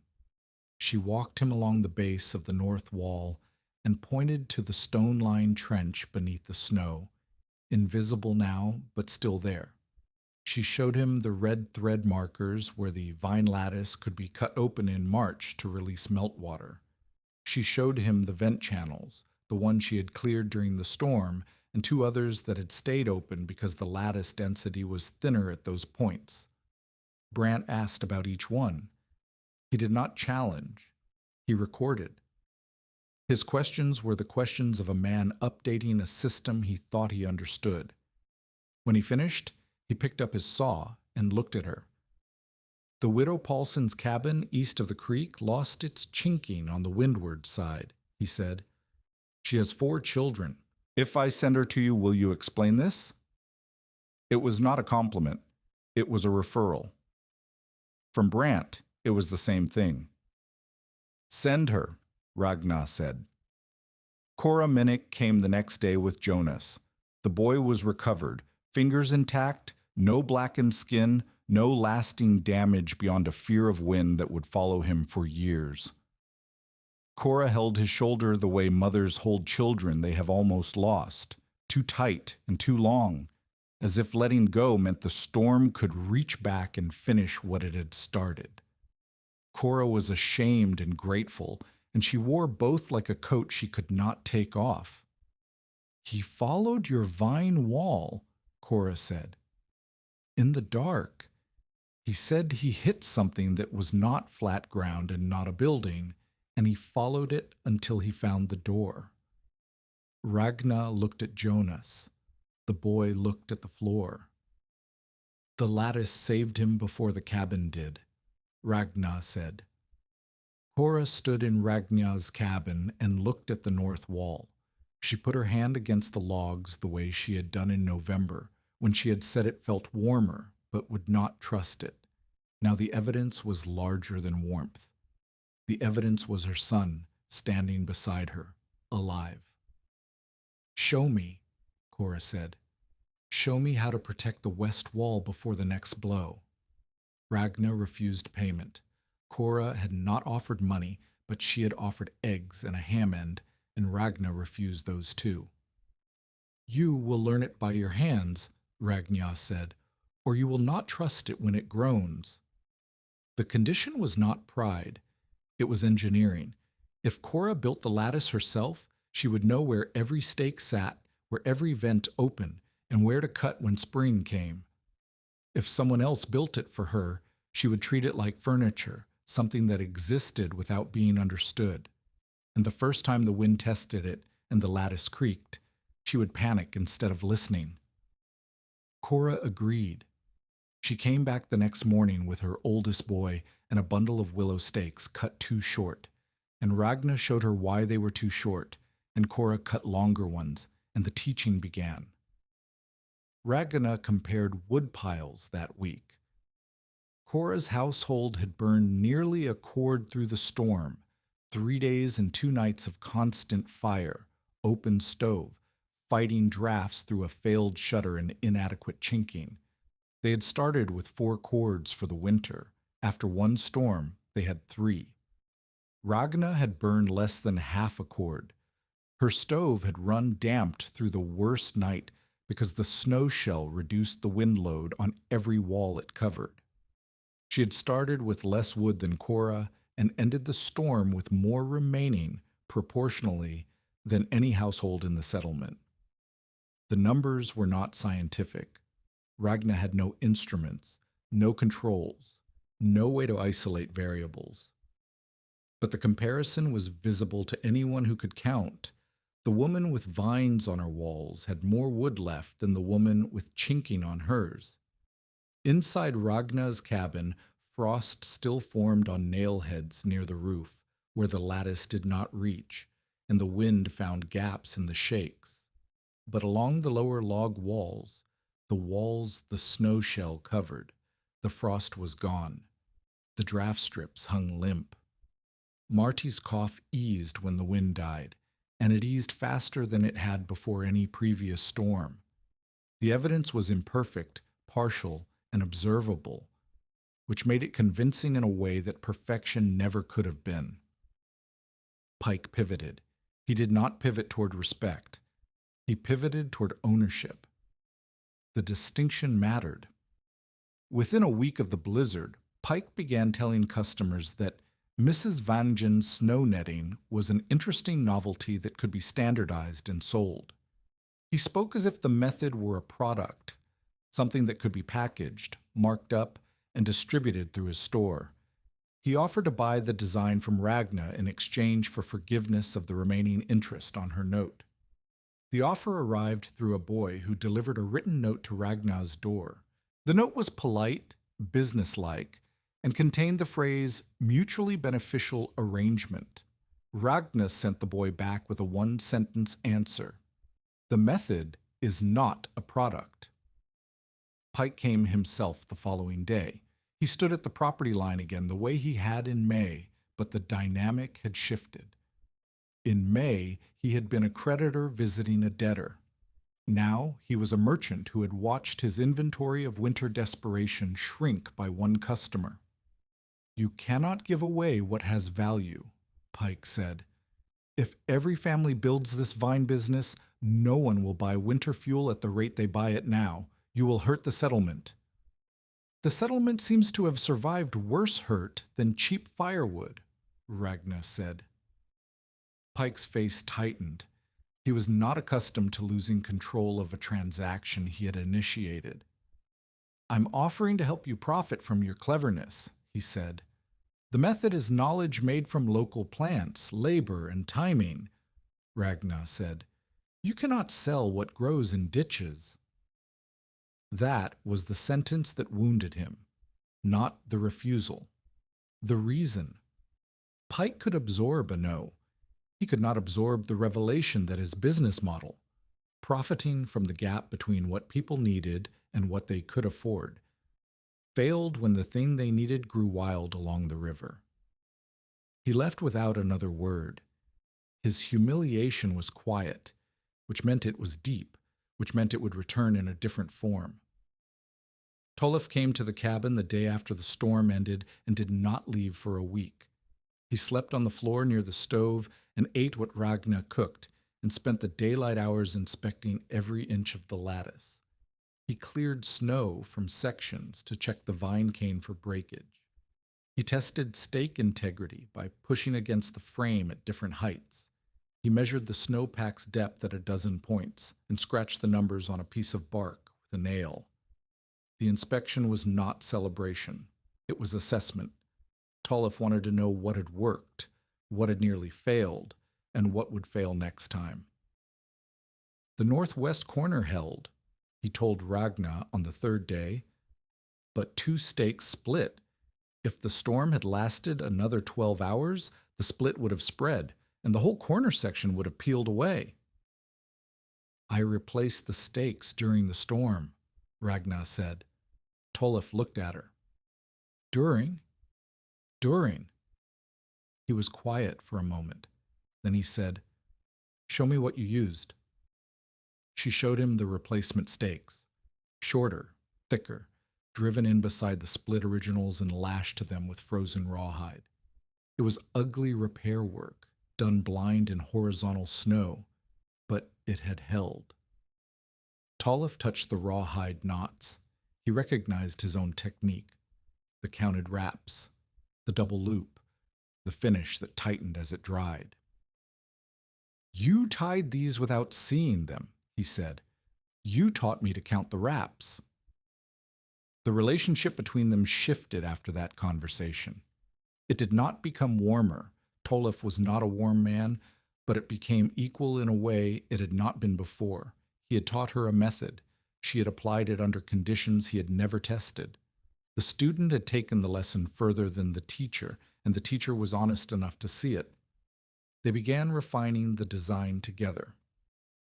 Tolif brought his old railman's notebook, a small leather-bound book, mostly empty except for wind sketches and drift measurements he had made during his years setting brush fences along rail cuts.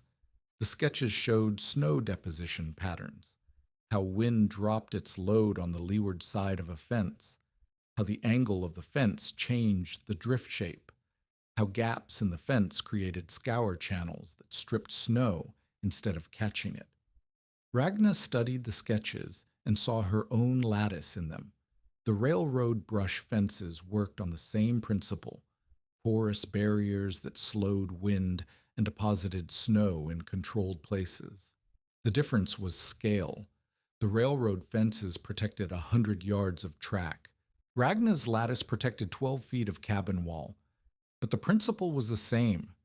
Slow the wind, catch the snow, control where it falls. Tolif taught her how railroad men left room for drift. They never set a fence flat against the thing they were protecting. They set it upwind at a calculated distance, far enough that the drift deposited before it reached the track, close enough that the fence's wind shadow still covered the vulnerable area. Ragna saw that her 14-inch gap was the cabin version of that railroad offset. She taught him something in return. Her vine selections, right?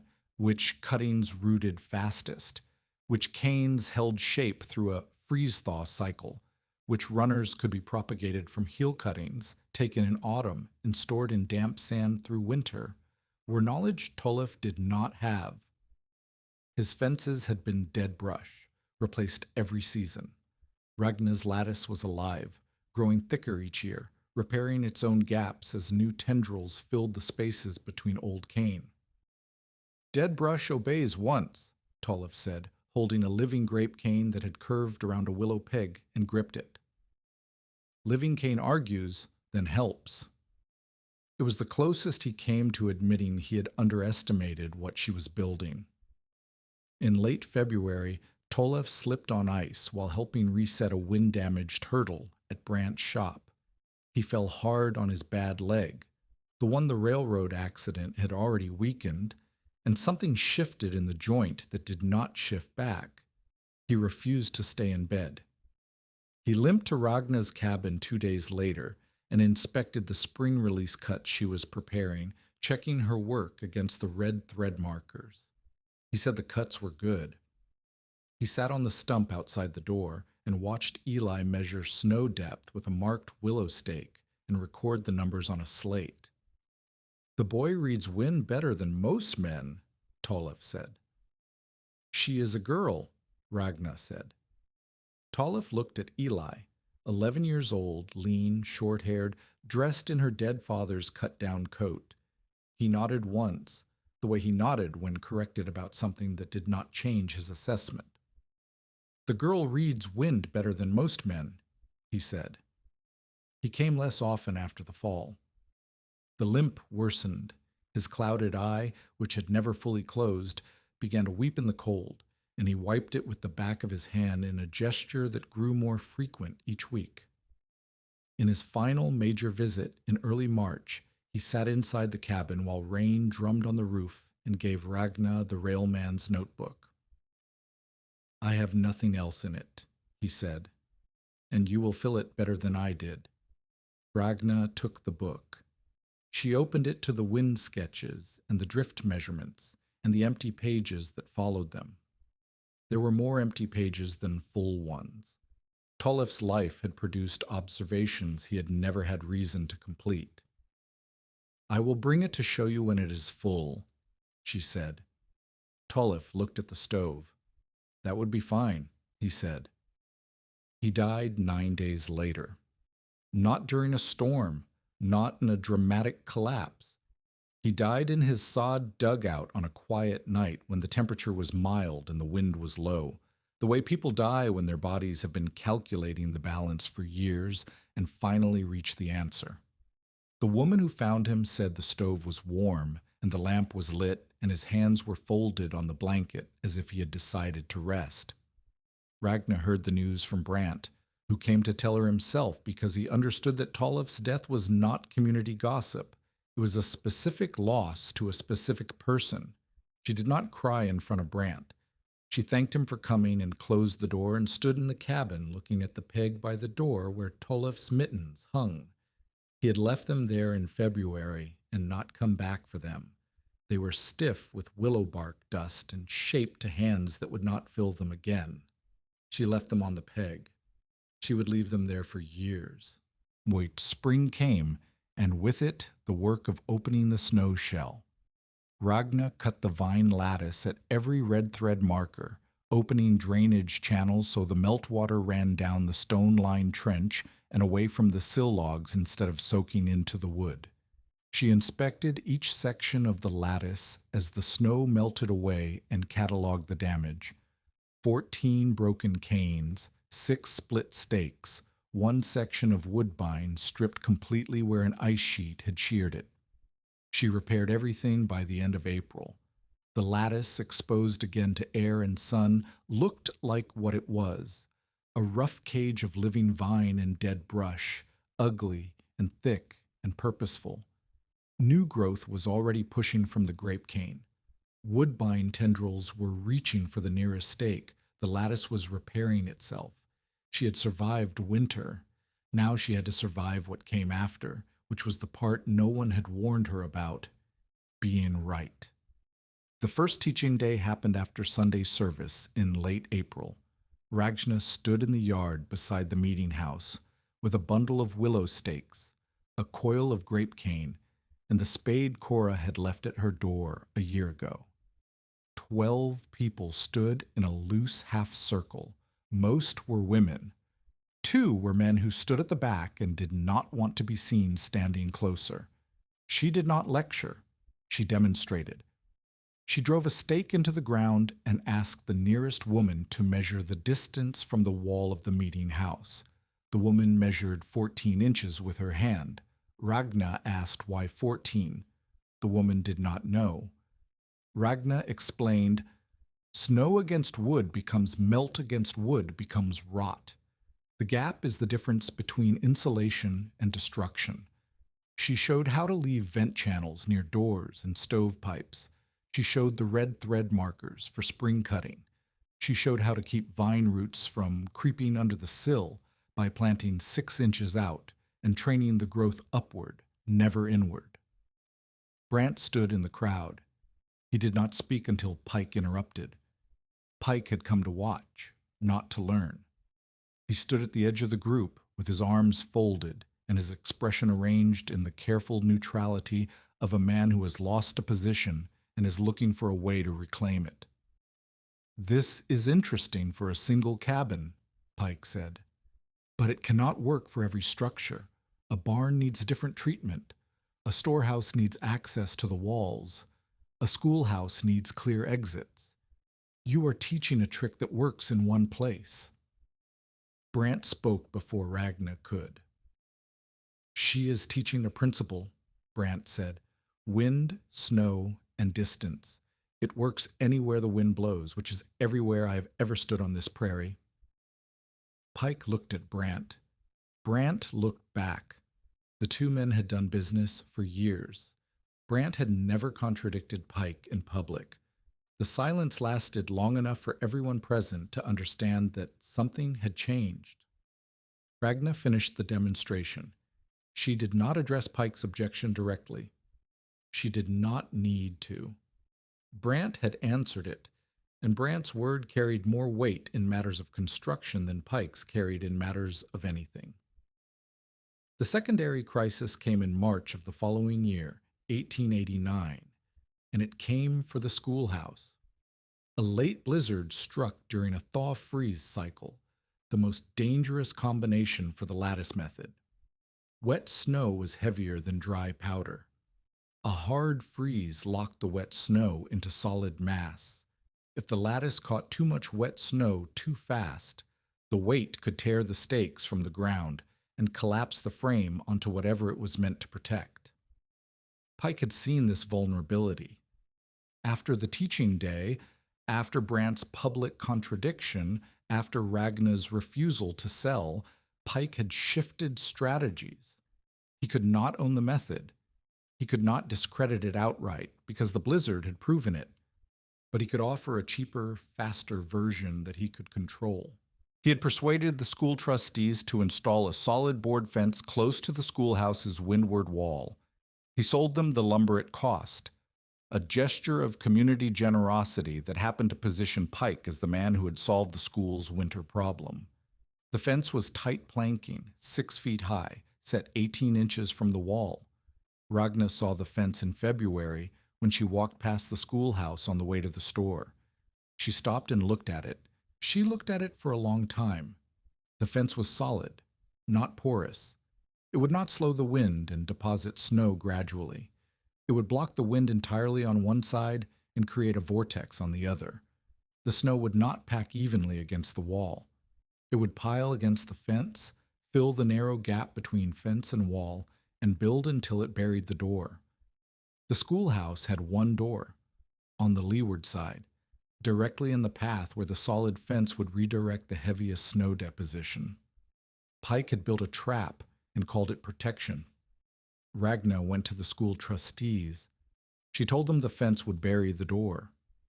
The trustees were two men who owed Pike's store credit.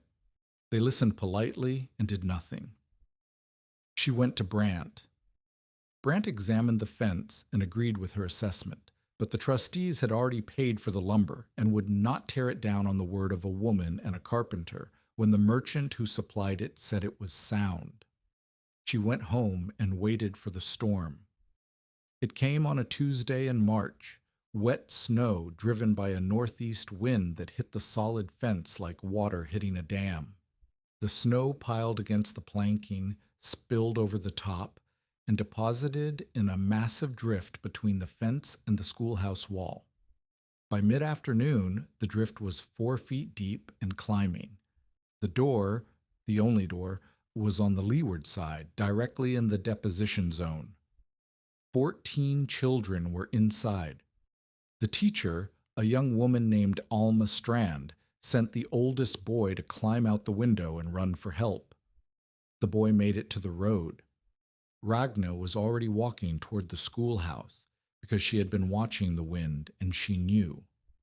She arrived with Eli and found the door buried under 3 feet of packed wet snow.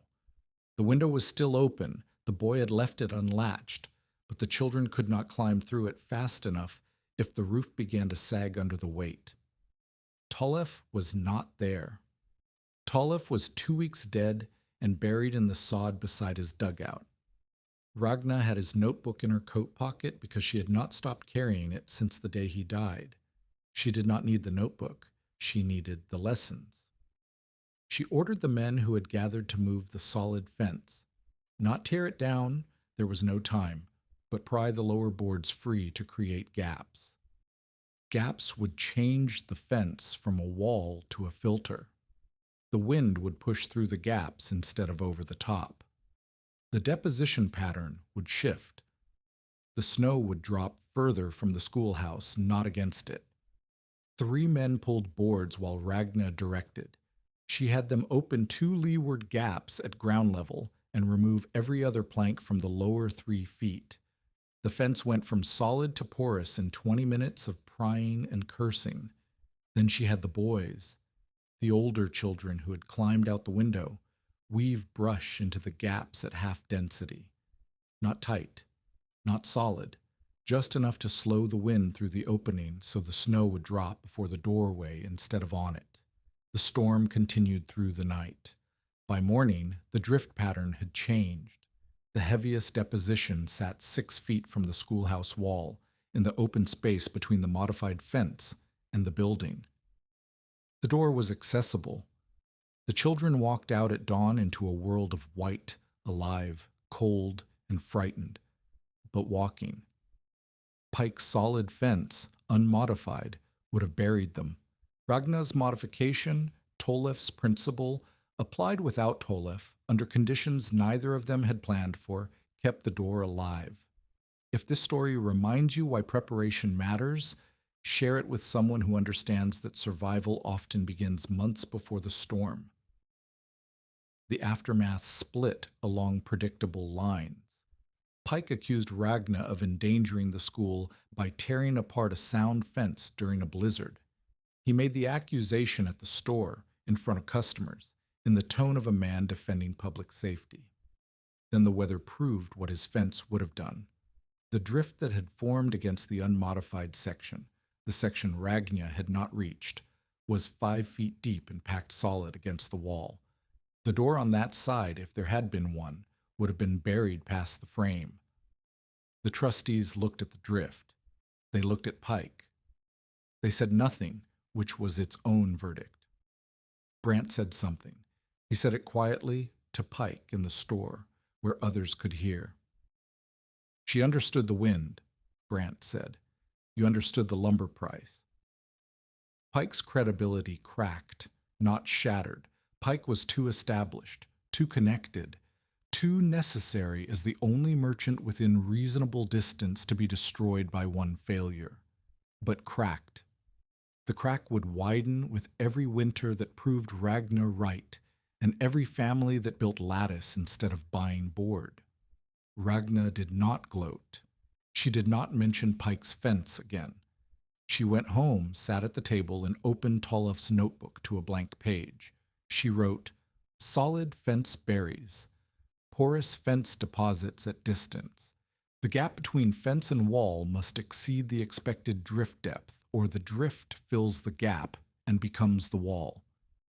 It was the first entry she made in Tolof's book that was entirely her own. Eli stood behind her and read over her shoulder.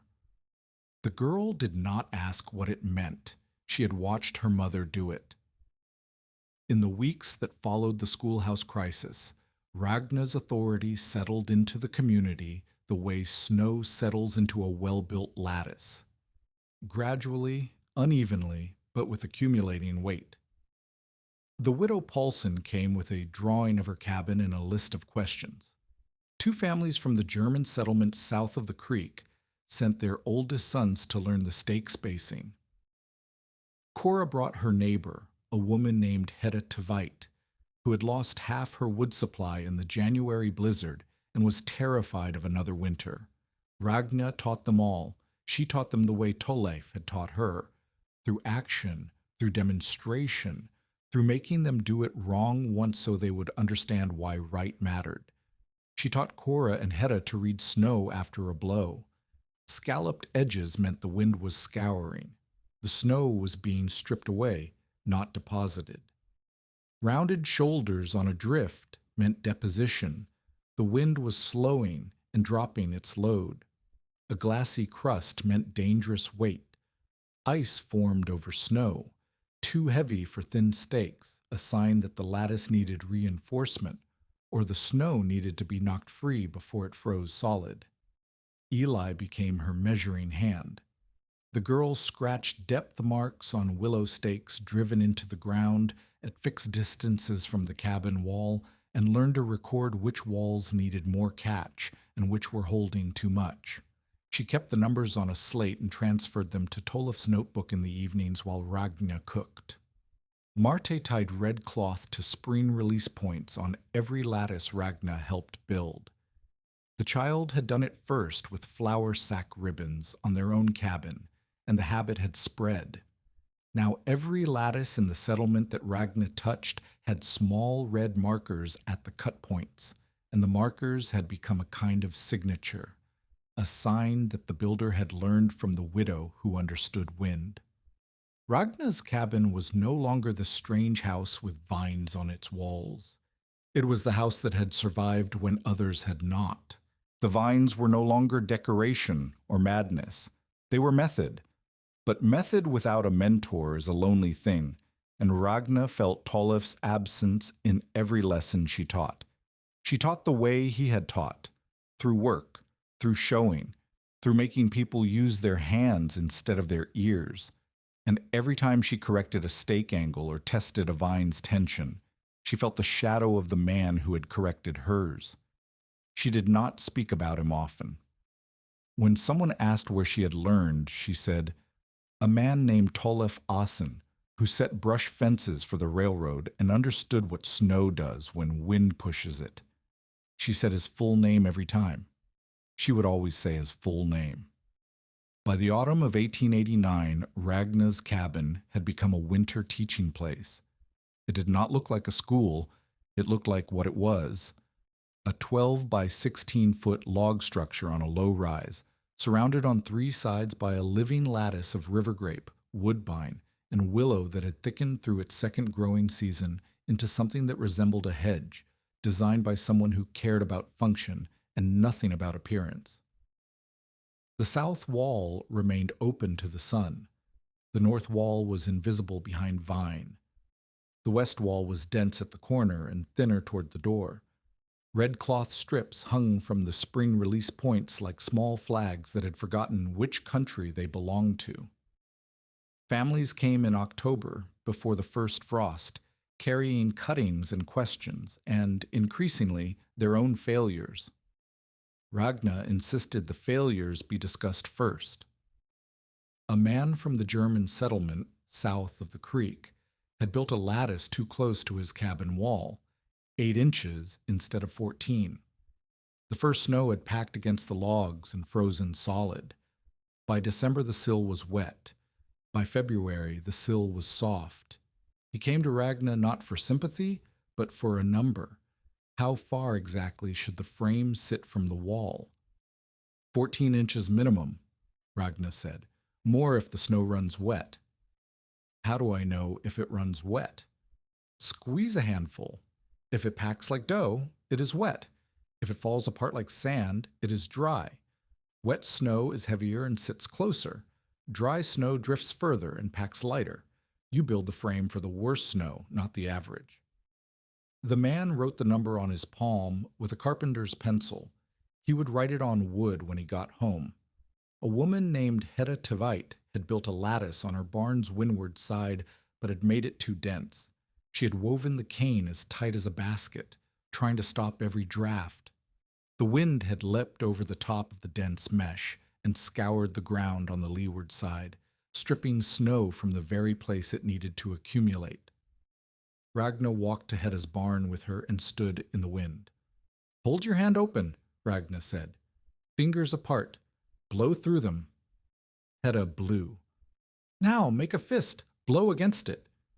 The air went around. "Your lattice is a fist," Ragna said. "You need fingers." Hedda opened every third weave on the lower half of her barn lattice. The next storm deposited snow against the wall instead of beyond it. These were the lessons that spread, not through Ragna's authority, but through the failures that sent people to her door. Every family that built wrong and came back for correction carried the corrected knowledge further than any single teaching day could reach. The mistakes were better teachers than Ragna was, because mistakes cost something, and people remember what cost them. She kept 3 rules painted on a board inside the shed beside her cabin. She had written them in lampblack and turpentine, in letters large enough to read from the doorway. Do not trap meltwater against wood. Do not block a door to save a wall. Do not copy the shape until you understand the wind. The 3rd rule was the one that mattered most. People wanted to copy her lattice exactly. Same spacing, same vine, same height, same density. But every cabin sat differently on the land, and every windward wall faced a different angle, and the wind did not read blueprints. A lattice that worked on Ragna's north wall would fail on a cabin oriented 20 degrees east of north, because the pressure point would shift and the snow deposition would change. She made people learn to read their own wind before she would help them build. The community's transformation showed in small, specific ways that winter. More cabins along the creek road had willow hurdles set off the windward side. Not all were vine lattices. Some families did not have the time or patience for living cane and used dead brush woven through stake frames instead. The dead brush version was less durable but faster to build, and for families who had arrived late in the season, faster mattered more than permanence. Ragna approved of the dead brush version. It was honest work that matched the available time. She disapproved only when people built it too tight or too close, because the principle did not change just because the material did. For barns, she taught a different approach. Barn walls were taller, and the livestock inside generated their own heat. The lattice did not need to be as dense, but it needed to be set further from the wall, 18 to 20 inches, because barn walls collected more moisture from animal breath, and the snow shell had to leave room for air to circulate. 2 families lost siding boards to rot in the first winter because they had copied the cabin spacing for their barns. Ragna visited both and showed them the damage and told them the same thing. A barn breathes differently than a house. Build for the building, not for the memory of another building. For root cellars, she trained grape cane over low frames so snow would bury the mound evenly, insulating the stores beneath. The root cellars were the simplest application and the most immediately convincing, because a family could compare the frozen turnips in an uncovered pit with the sound turnips in a snow-buried one, and understand the principle in a single morning. The schoolhouse had marked winter paths. willow stakes painted with whitewash, driven into the ground at 10-foot intervals between the door and the road. Rana had insisted on the markers after the January blizzard, when Jonas Minnick had survived only because his hand found the vine lattice in the dark. The markers would not save anyone from the cold, but they would save them from the disorientation that turned a 2-minute walk into a death sentence. Cora taught newcomers before they wasted money on too much lumber. She had learned the method from Ragna and carried it forward with the particular authority of someone who had doubted, watched it work, and now believed with the fervor of the converted. When a new family arrived and asked about winter preparation, Cora's first question was always, "Which way does your wind come from?" It was the question Tolef had taught Ragna to ask, and it had traveled from a dead railman through a widow, through a neighbor, to a stranger in the space of 2 years. Brant sent settlers to Ragna before selling them unnecessary repairs. He did not do this from sentiment. He did it because it was efficient. A family that built a working lattice did not need the expensive chinking job Brant would have charged them for, but they often needed stake caps, hurdle frames, or roof repairs that Brant could provide at fair rates. His business changed shape, not size. Eli grew into her mother's measuring hand and then passed it.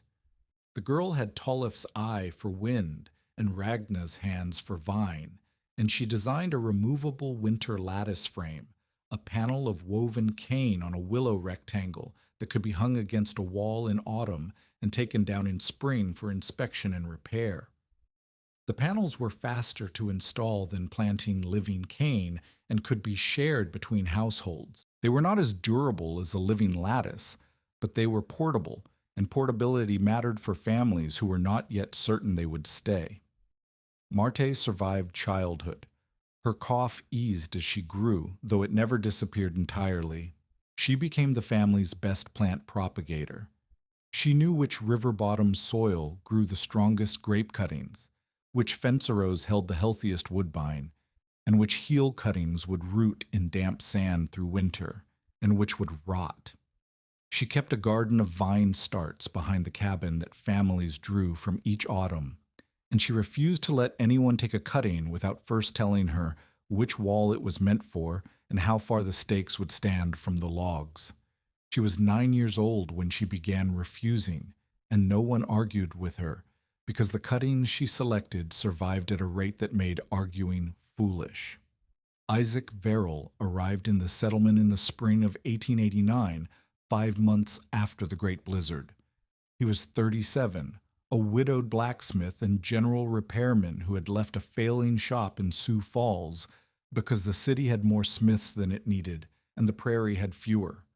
He set up a forge in a rented shed near the mill road and began taking whatever work came: hinge repair, tool sharpening, stove parts, wagon hardware.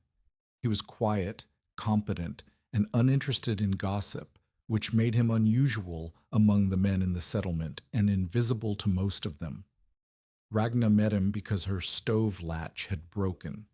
The cracked stove door, which Eli had carried from the freight wagon on the first day and which had never been properly repaired, finally lost the latch pin that held it shut.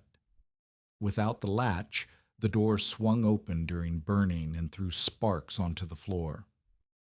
Ragna wired it shut with a twist of baling wire, but the wire heated and loosened, and the door swung open again during the night, and she woke to the smell of scorched earth 2 feet from Marte's bed. She brought the door to Verrill's shed. He examined the hinge, the crack, and the broken latch pin. He did not ask how it had gotten this bad. He did not suggest she buy a new stove. He measured the crack with a caliper, cut a strap of iron to span it, drilled 2 holes with a hand brace, and riveted the strap across the crack so that the door closed tight and the latch pin seated properly for the first time since Torgrim had bought the stove second-hand. He charged her 15 cents for the iron and nothing for the labor. "You do not charge for labor?" Ragna asked. "I charge for labor," Verrill said. I do not charge for a door that should not have been sold in that condition. He did not ask about her cabin. He did not mention the vine lattice. He did not offer opinions about how she was living or what she was building. He repaired the door and let her leave, and the absence of commentary was so unusual that Ragna noticed it the way people notice silence after weeks of wind. She came back a month later with a broken broad axe head that needed resetting. He reset it.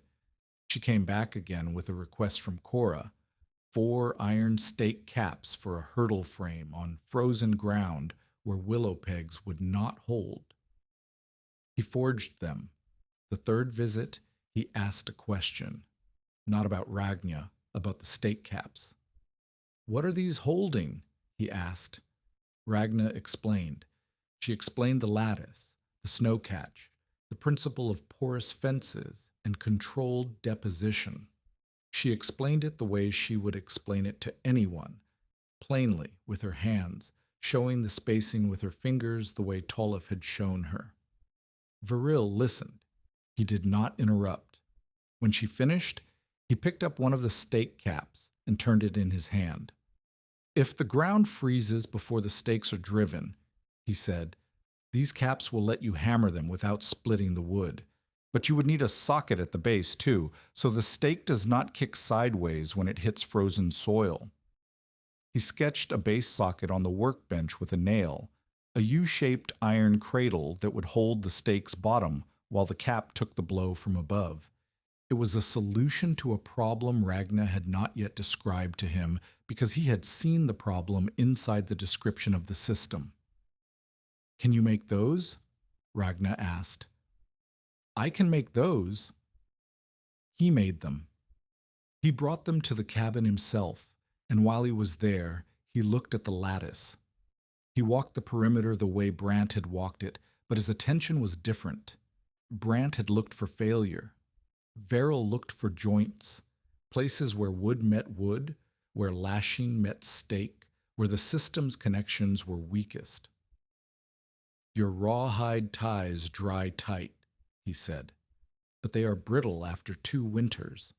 The cane will outgrow them, and the knots will snap. I know, Ragnar said. I replace them every spring.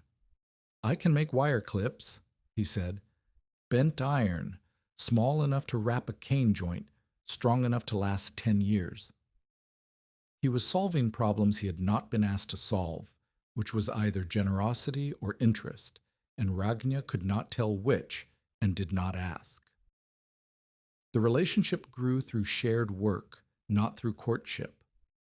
Verrill came to help during the autumn lattice preparation, tightening stakes, replacing split willow, forging clips and caps for families who could not drive stakes into frozen ground. He worked beside Ragna without directing her. He asked questions about wind and vine. She asked questions about iron and tension. They argued once about whether a stake should be driven plumb or angled into the prevailing wind. Verrill said plumb, because plumb stakes were easier to replace and less likely to shift in a thaw. Ragna said angled, because an angled stake braced against the lateral pressure of wind-driven snow and transferred the load into the ground instead of fighting it at the surface. They tested both on Cora's new west wall section and waited for the first hard blow. The angled stakes held. The plumb stakes shifted 3 inches in 2 days. Verrill examined the angled stake, looked at the snow pressed against it, and said, "Plumb is easier. Angled is better."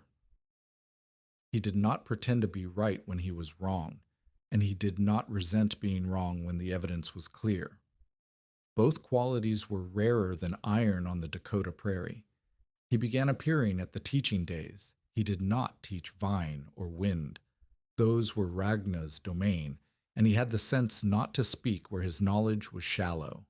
He taught hardware, how to forge simple stake caps from scrap iron, how to bend wire clips with pliers, how to strengthen a hurdle frame with a diagonal brace that kept the panel from racking in a crosswind.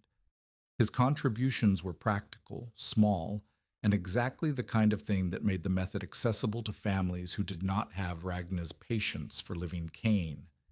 He also noticed things that Ragna's eye, trained on vine and wind, sometimes missed. At one teaching day, he watched a woman tie a hurdle panel to her cabin wall with rope, and he stopped her. Rope stretches when it is wet, he said. When it dries, it tightens. But between the wet and the dry, the panel moves. If it moves during a snow load, the snow shifts, and the load goes where you did not plan. He gave the woman a set of wire clips instead. The clips did not stretch. The panel did not move. Ragna watched him do this and understood that his attention to joints and connections was the complement to her attention to wind and growth. She built the system. He built the fasteners that held the system together. Neither skill was complete without the other. He proposed in February of 1890, during a mild spell when the snow was melting and the lattice was dripping and everything smelled like wet bark and the first cautious suggestion of spring. Ragna refused. She refused because she had spent 2 years building a life that did not depend on anyone's permission, protection, or presence. She had survived a blizzard, buried a mentor, fought a merchant, taught a settlement, and raised 2 children in a cabin that everyone said would kill her. She had done all of it without a husband, and the prospect of gaining one felt less like rescue and more like a revision of a story she had already finished writing. "I do not want to own your roof," Farrell said. "I want to stand under it, if you ask." It was the right sentence, not because it was romantic, but because it was accurate. He was not offering to replace anything she had built. He was offering to add what he could: iron, labor, a second pair of hands, without subtracting what she had earned. She did not say yes that day.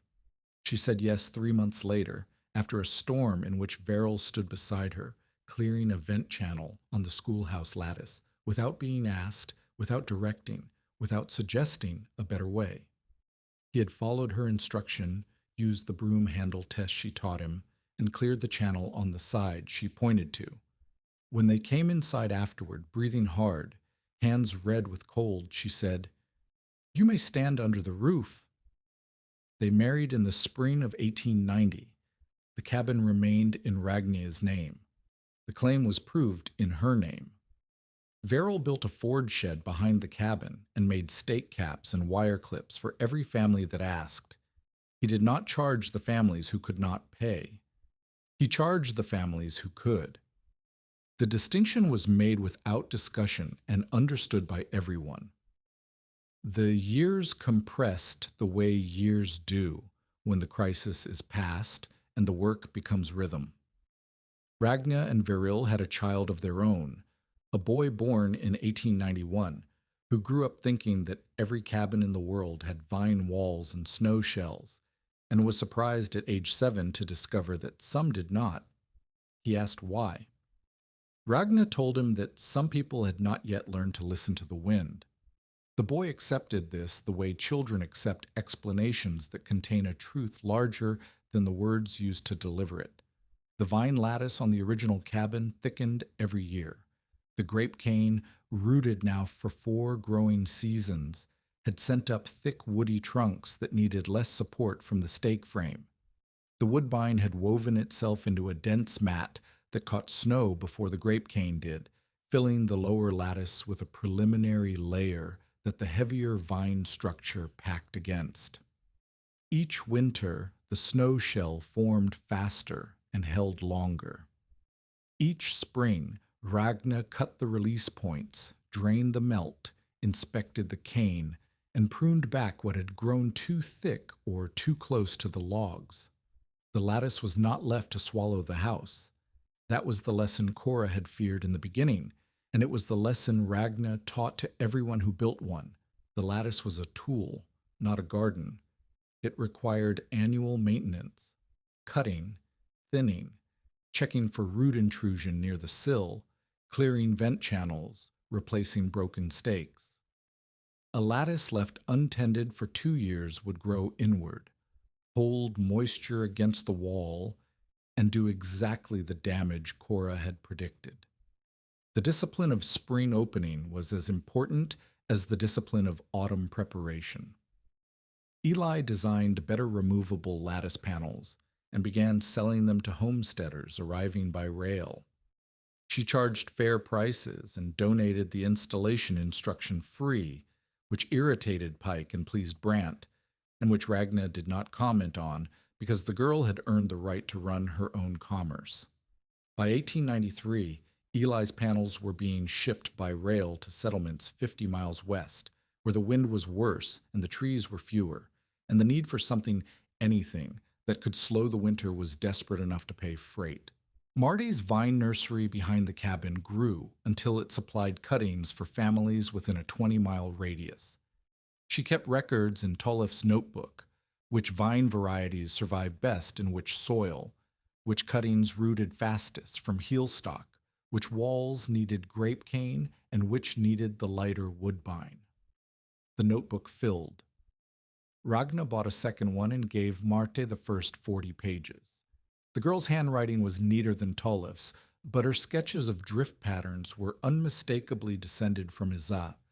The same spare lines, the same attention to the angle where wind met obstacle. The method evolved beyond what Ragna had first imagined. Freestanding willow hurdles replaced wall-train vines for cabins with vulnerable logs. Taller brush fences set windward deposited snow away from barn doors. Grape cane trained over low frames buried root cellars evenly under winter snow. Schoolhouses kept wide, marked exit paths so no drift could block children inside. The method became less romantic and more practical with each year. Ragna was not the ivy widow anymore. She was the woman who understood wind. Darius Pike's final humiliation came not from Ragna, but from his own merchandise. In the winter of 1891, Pike stored fuel and flour behind a tight plank barrier he had built along the north side of his storehouse. He modeled it on what he believed Ragna had built, a wall close to the building that would catch snow and insulate the stored goods inside. He had misunderstood everything. His barrier was solid planking, not porous lattice. It sat 8 inches from the storehouse wall, not 14. It had no drainage strip, no vent channels, and no provision for spring melt. It was a fence, not a filter, and it performed exactly as a solid fence performs. It blocked the wind on one side and created a vortex on the other. Snow piled against the planking filled the narrow gap and packed solid against the storehouse wall. During a late February blow, the snow load shifted. The wet, heavy pack slumped against the store's lower siding and blocked access to the north side loading door. Pike's stacked fuel, the same inventory he sold at winter prices to desperate families, sat inside, unreachable. His flour sacks, stored against the north wall, absorbed moisture that seeped through the gap between snow and siding. The lower sacks softened. The weight of the upper sacks compressed the softened ones. By the time Pike pried the door open, 8 sacks of flour were ruined, and the lower quart of fuel was damp enough to smoke instead of burn. He came to Ragna at dusk, not to her teaching day, not in public, at dusk when the road was empty. He did not apologize. Pike did not have apologies in his vocabulary. He had transactions. "I need your eye on the wind," he said. Ragna looked at him. He stood at the property line, the same place he had stood when he offered to buy her note and when he tried to buy her method. The property line was where Pike conducted business, and business was the only language he spoke. "Say it plainly," Ragna said. Pike's jaw tightened. He was not accustomed to being told how to speak. "I built the north fence wrong," he said. "The flour is spoiled. The wood is wet. I need someone to tell me where the fence should sit and how it should be built, and you are the person who knows." Ragna let the silence hold for long enough that Pike felt the weight of it. "I will look at your storehouse," she said, "if you release the last penalty interest on my note, and if you donate the spoiled flour, samwai, the sacks that are still usable for animal feed, to the families along the creek who lost stores in the February blow. Pike's face went through a sequence of expressions that Ragna did not bother to read. She waited. The interest is $11, he said. Yes. The flour is worth more than that, even spoiled. The flour is worth nothing to you wet and worth something to families who are feeding livestock on scraps. You can write the loss against your ledger. I am not negotiating. Pike looked at the vine lattice behind Ragna. He looked at the snow shell forming against the north wall, smooth and even, and doing exactly what it was supposed to do. He looked at the smoke rising from the pipe, steady and clean. Agreed, he said. He said it the way men say things that cost them money they were not planning to spend. Not with grace, with the minimum number of syllables required to complete the transaction.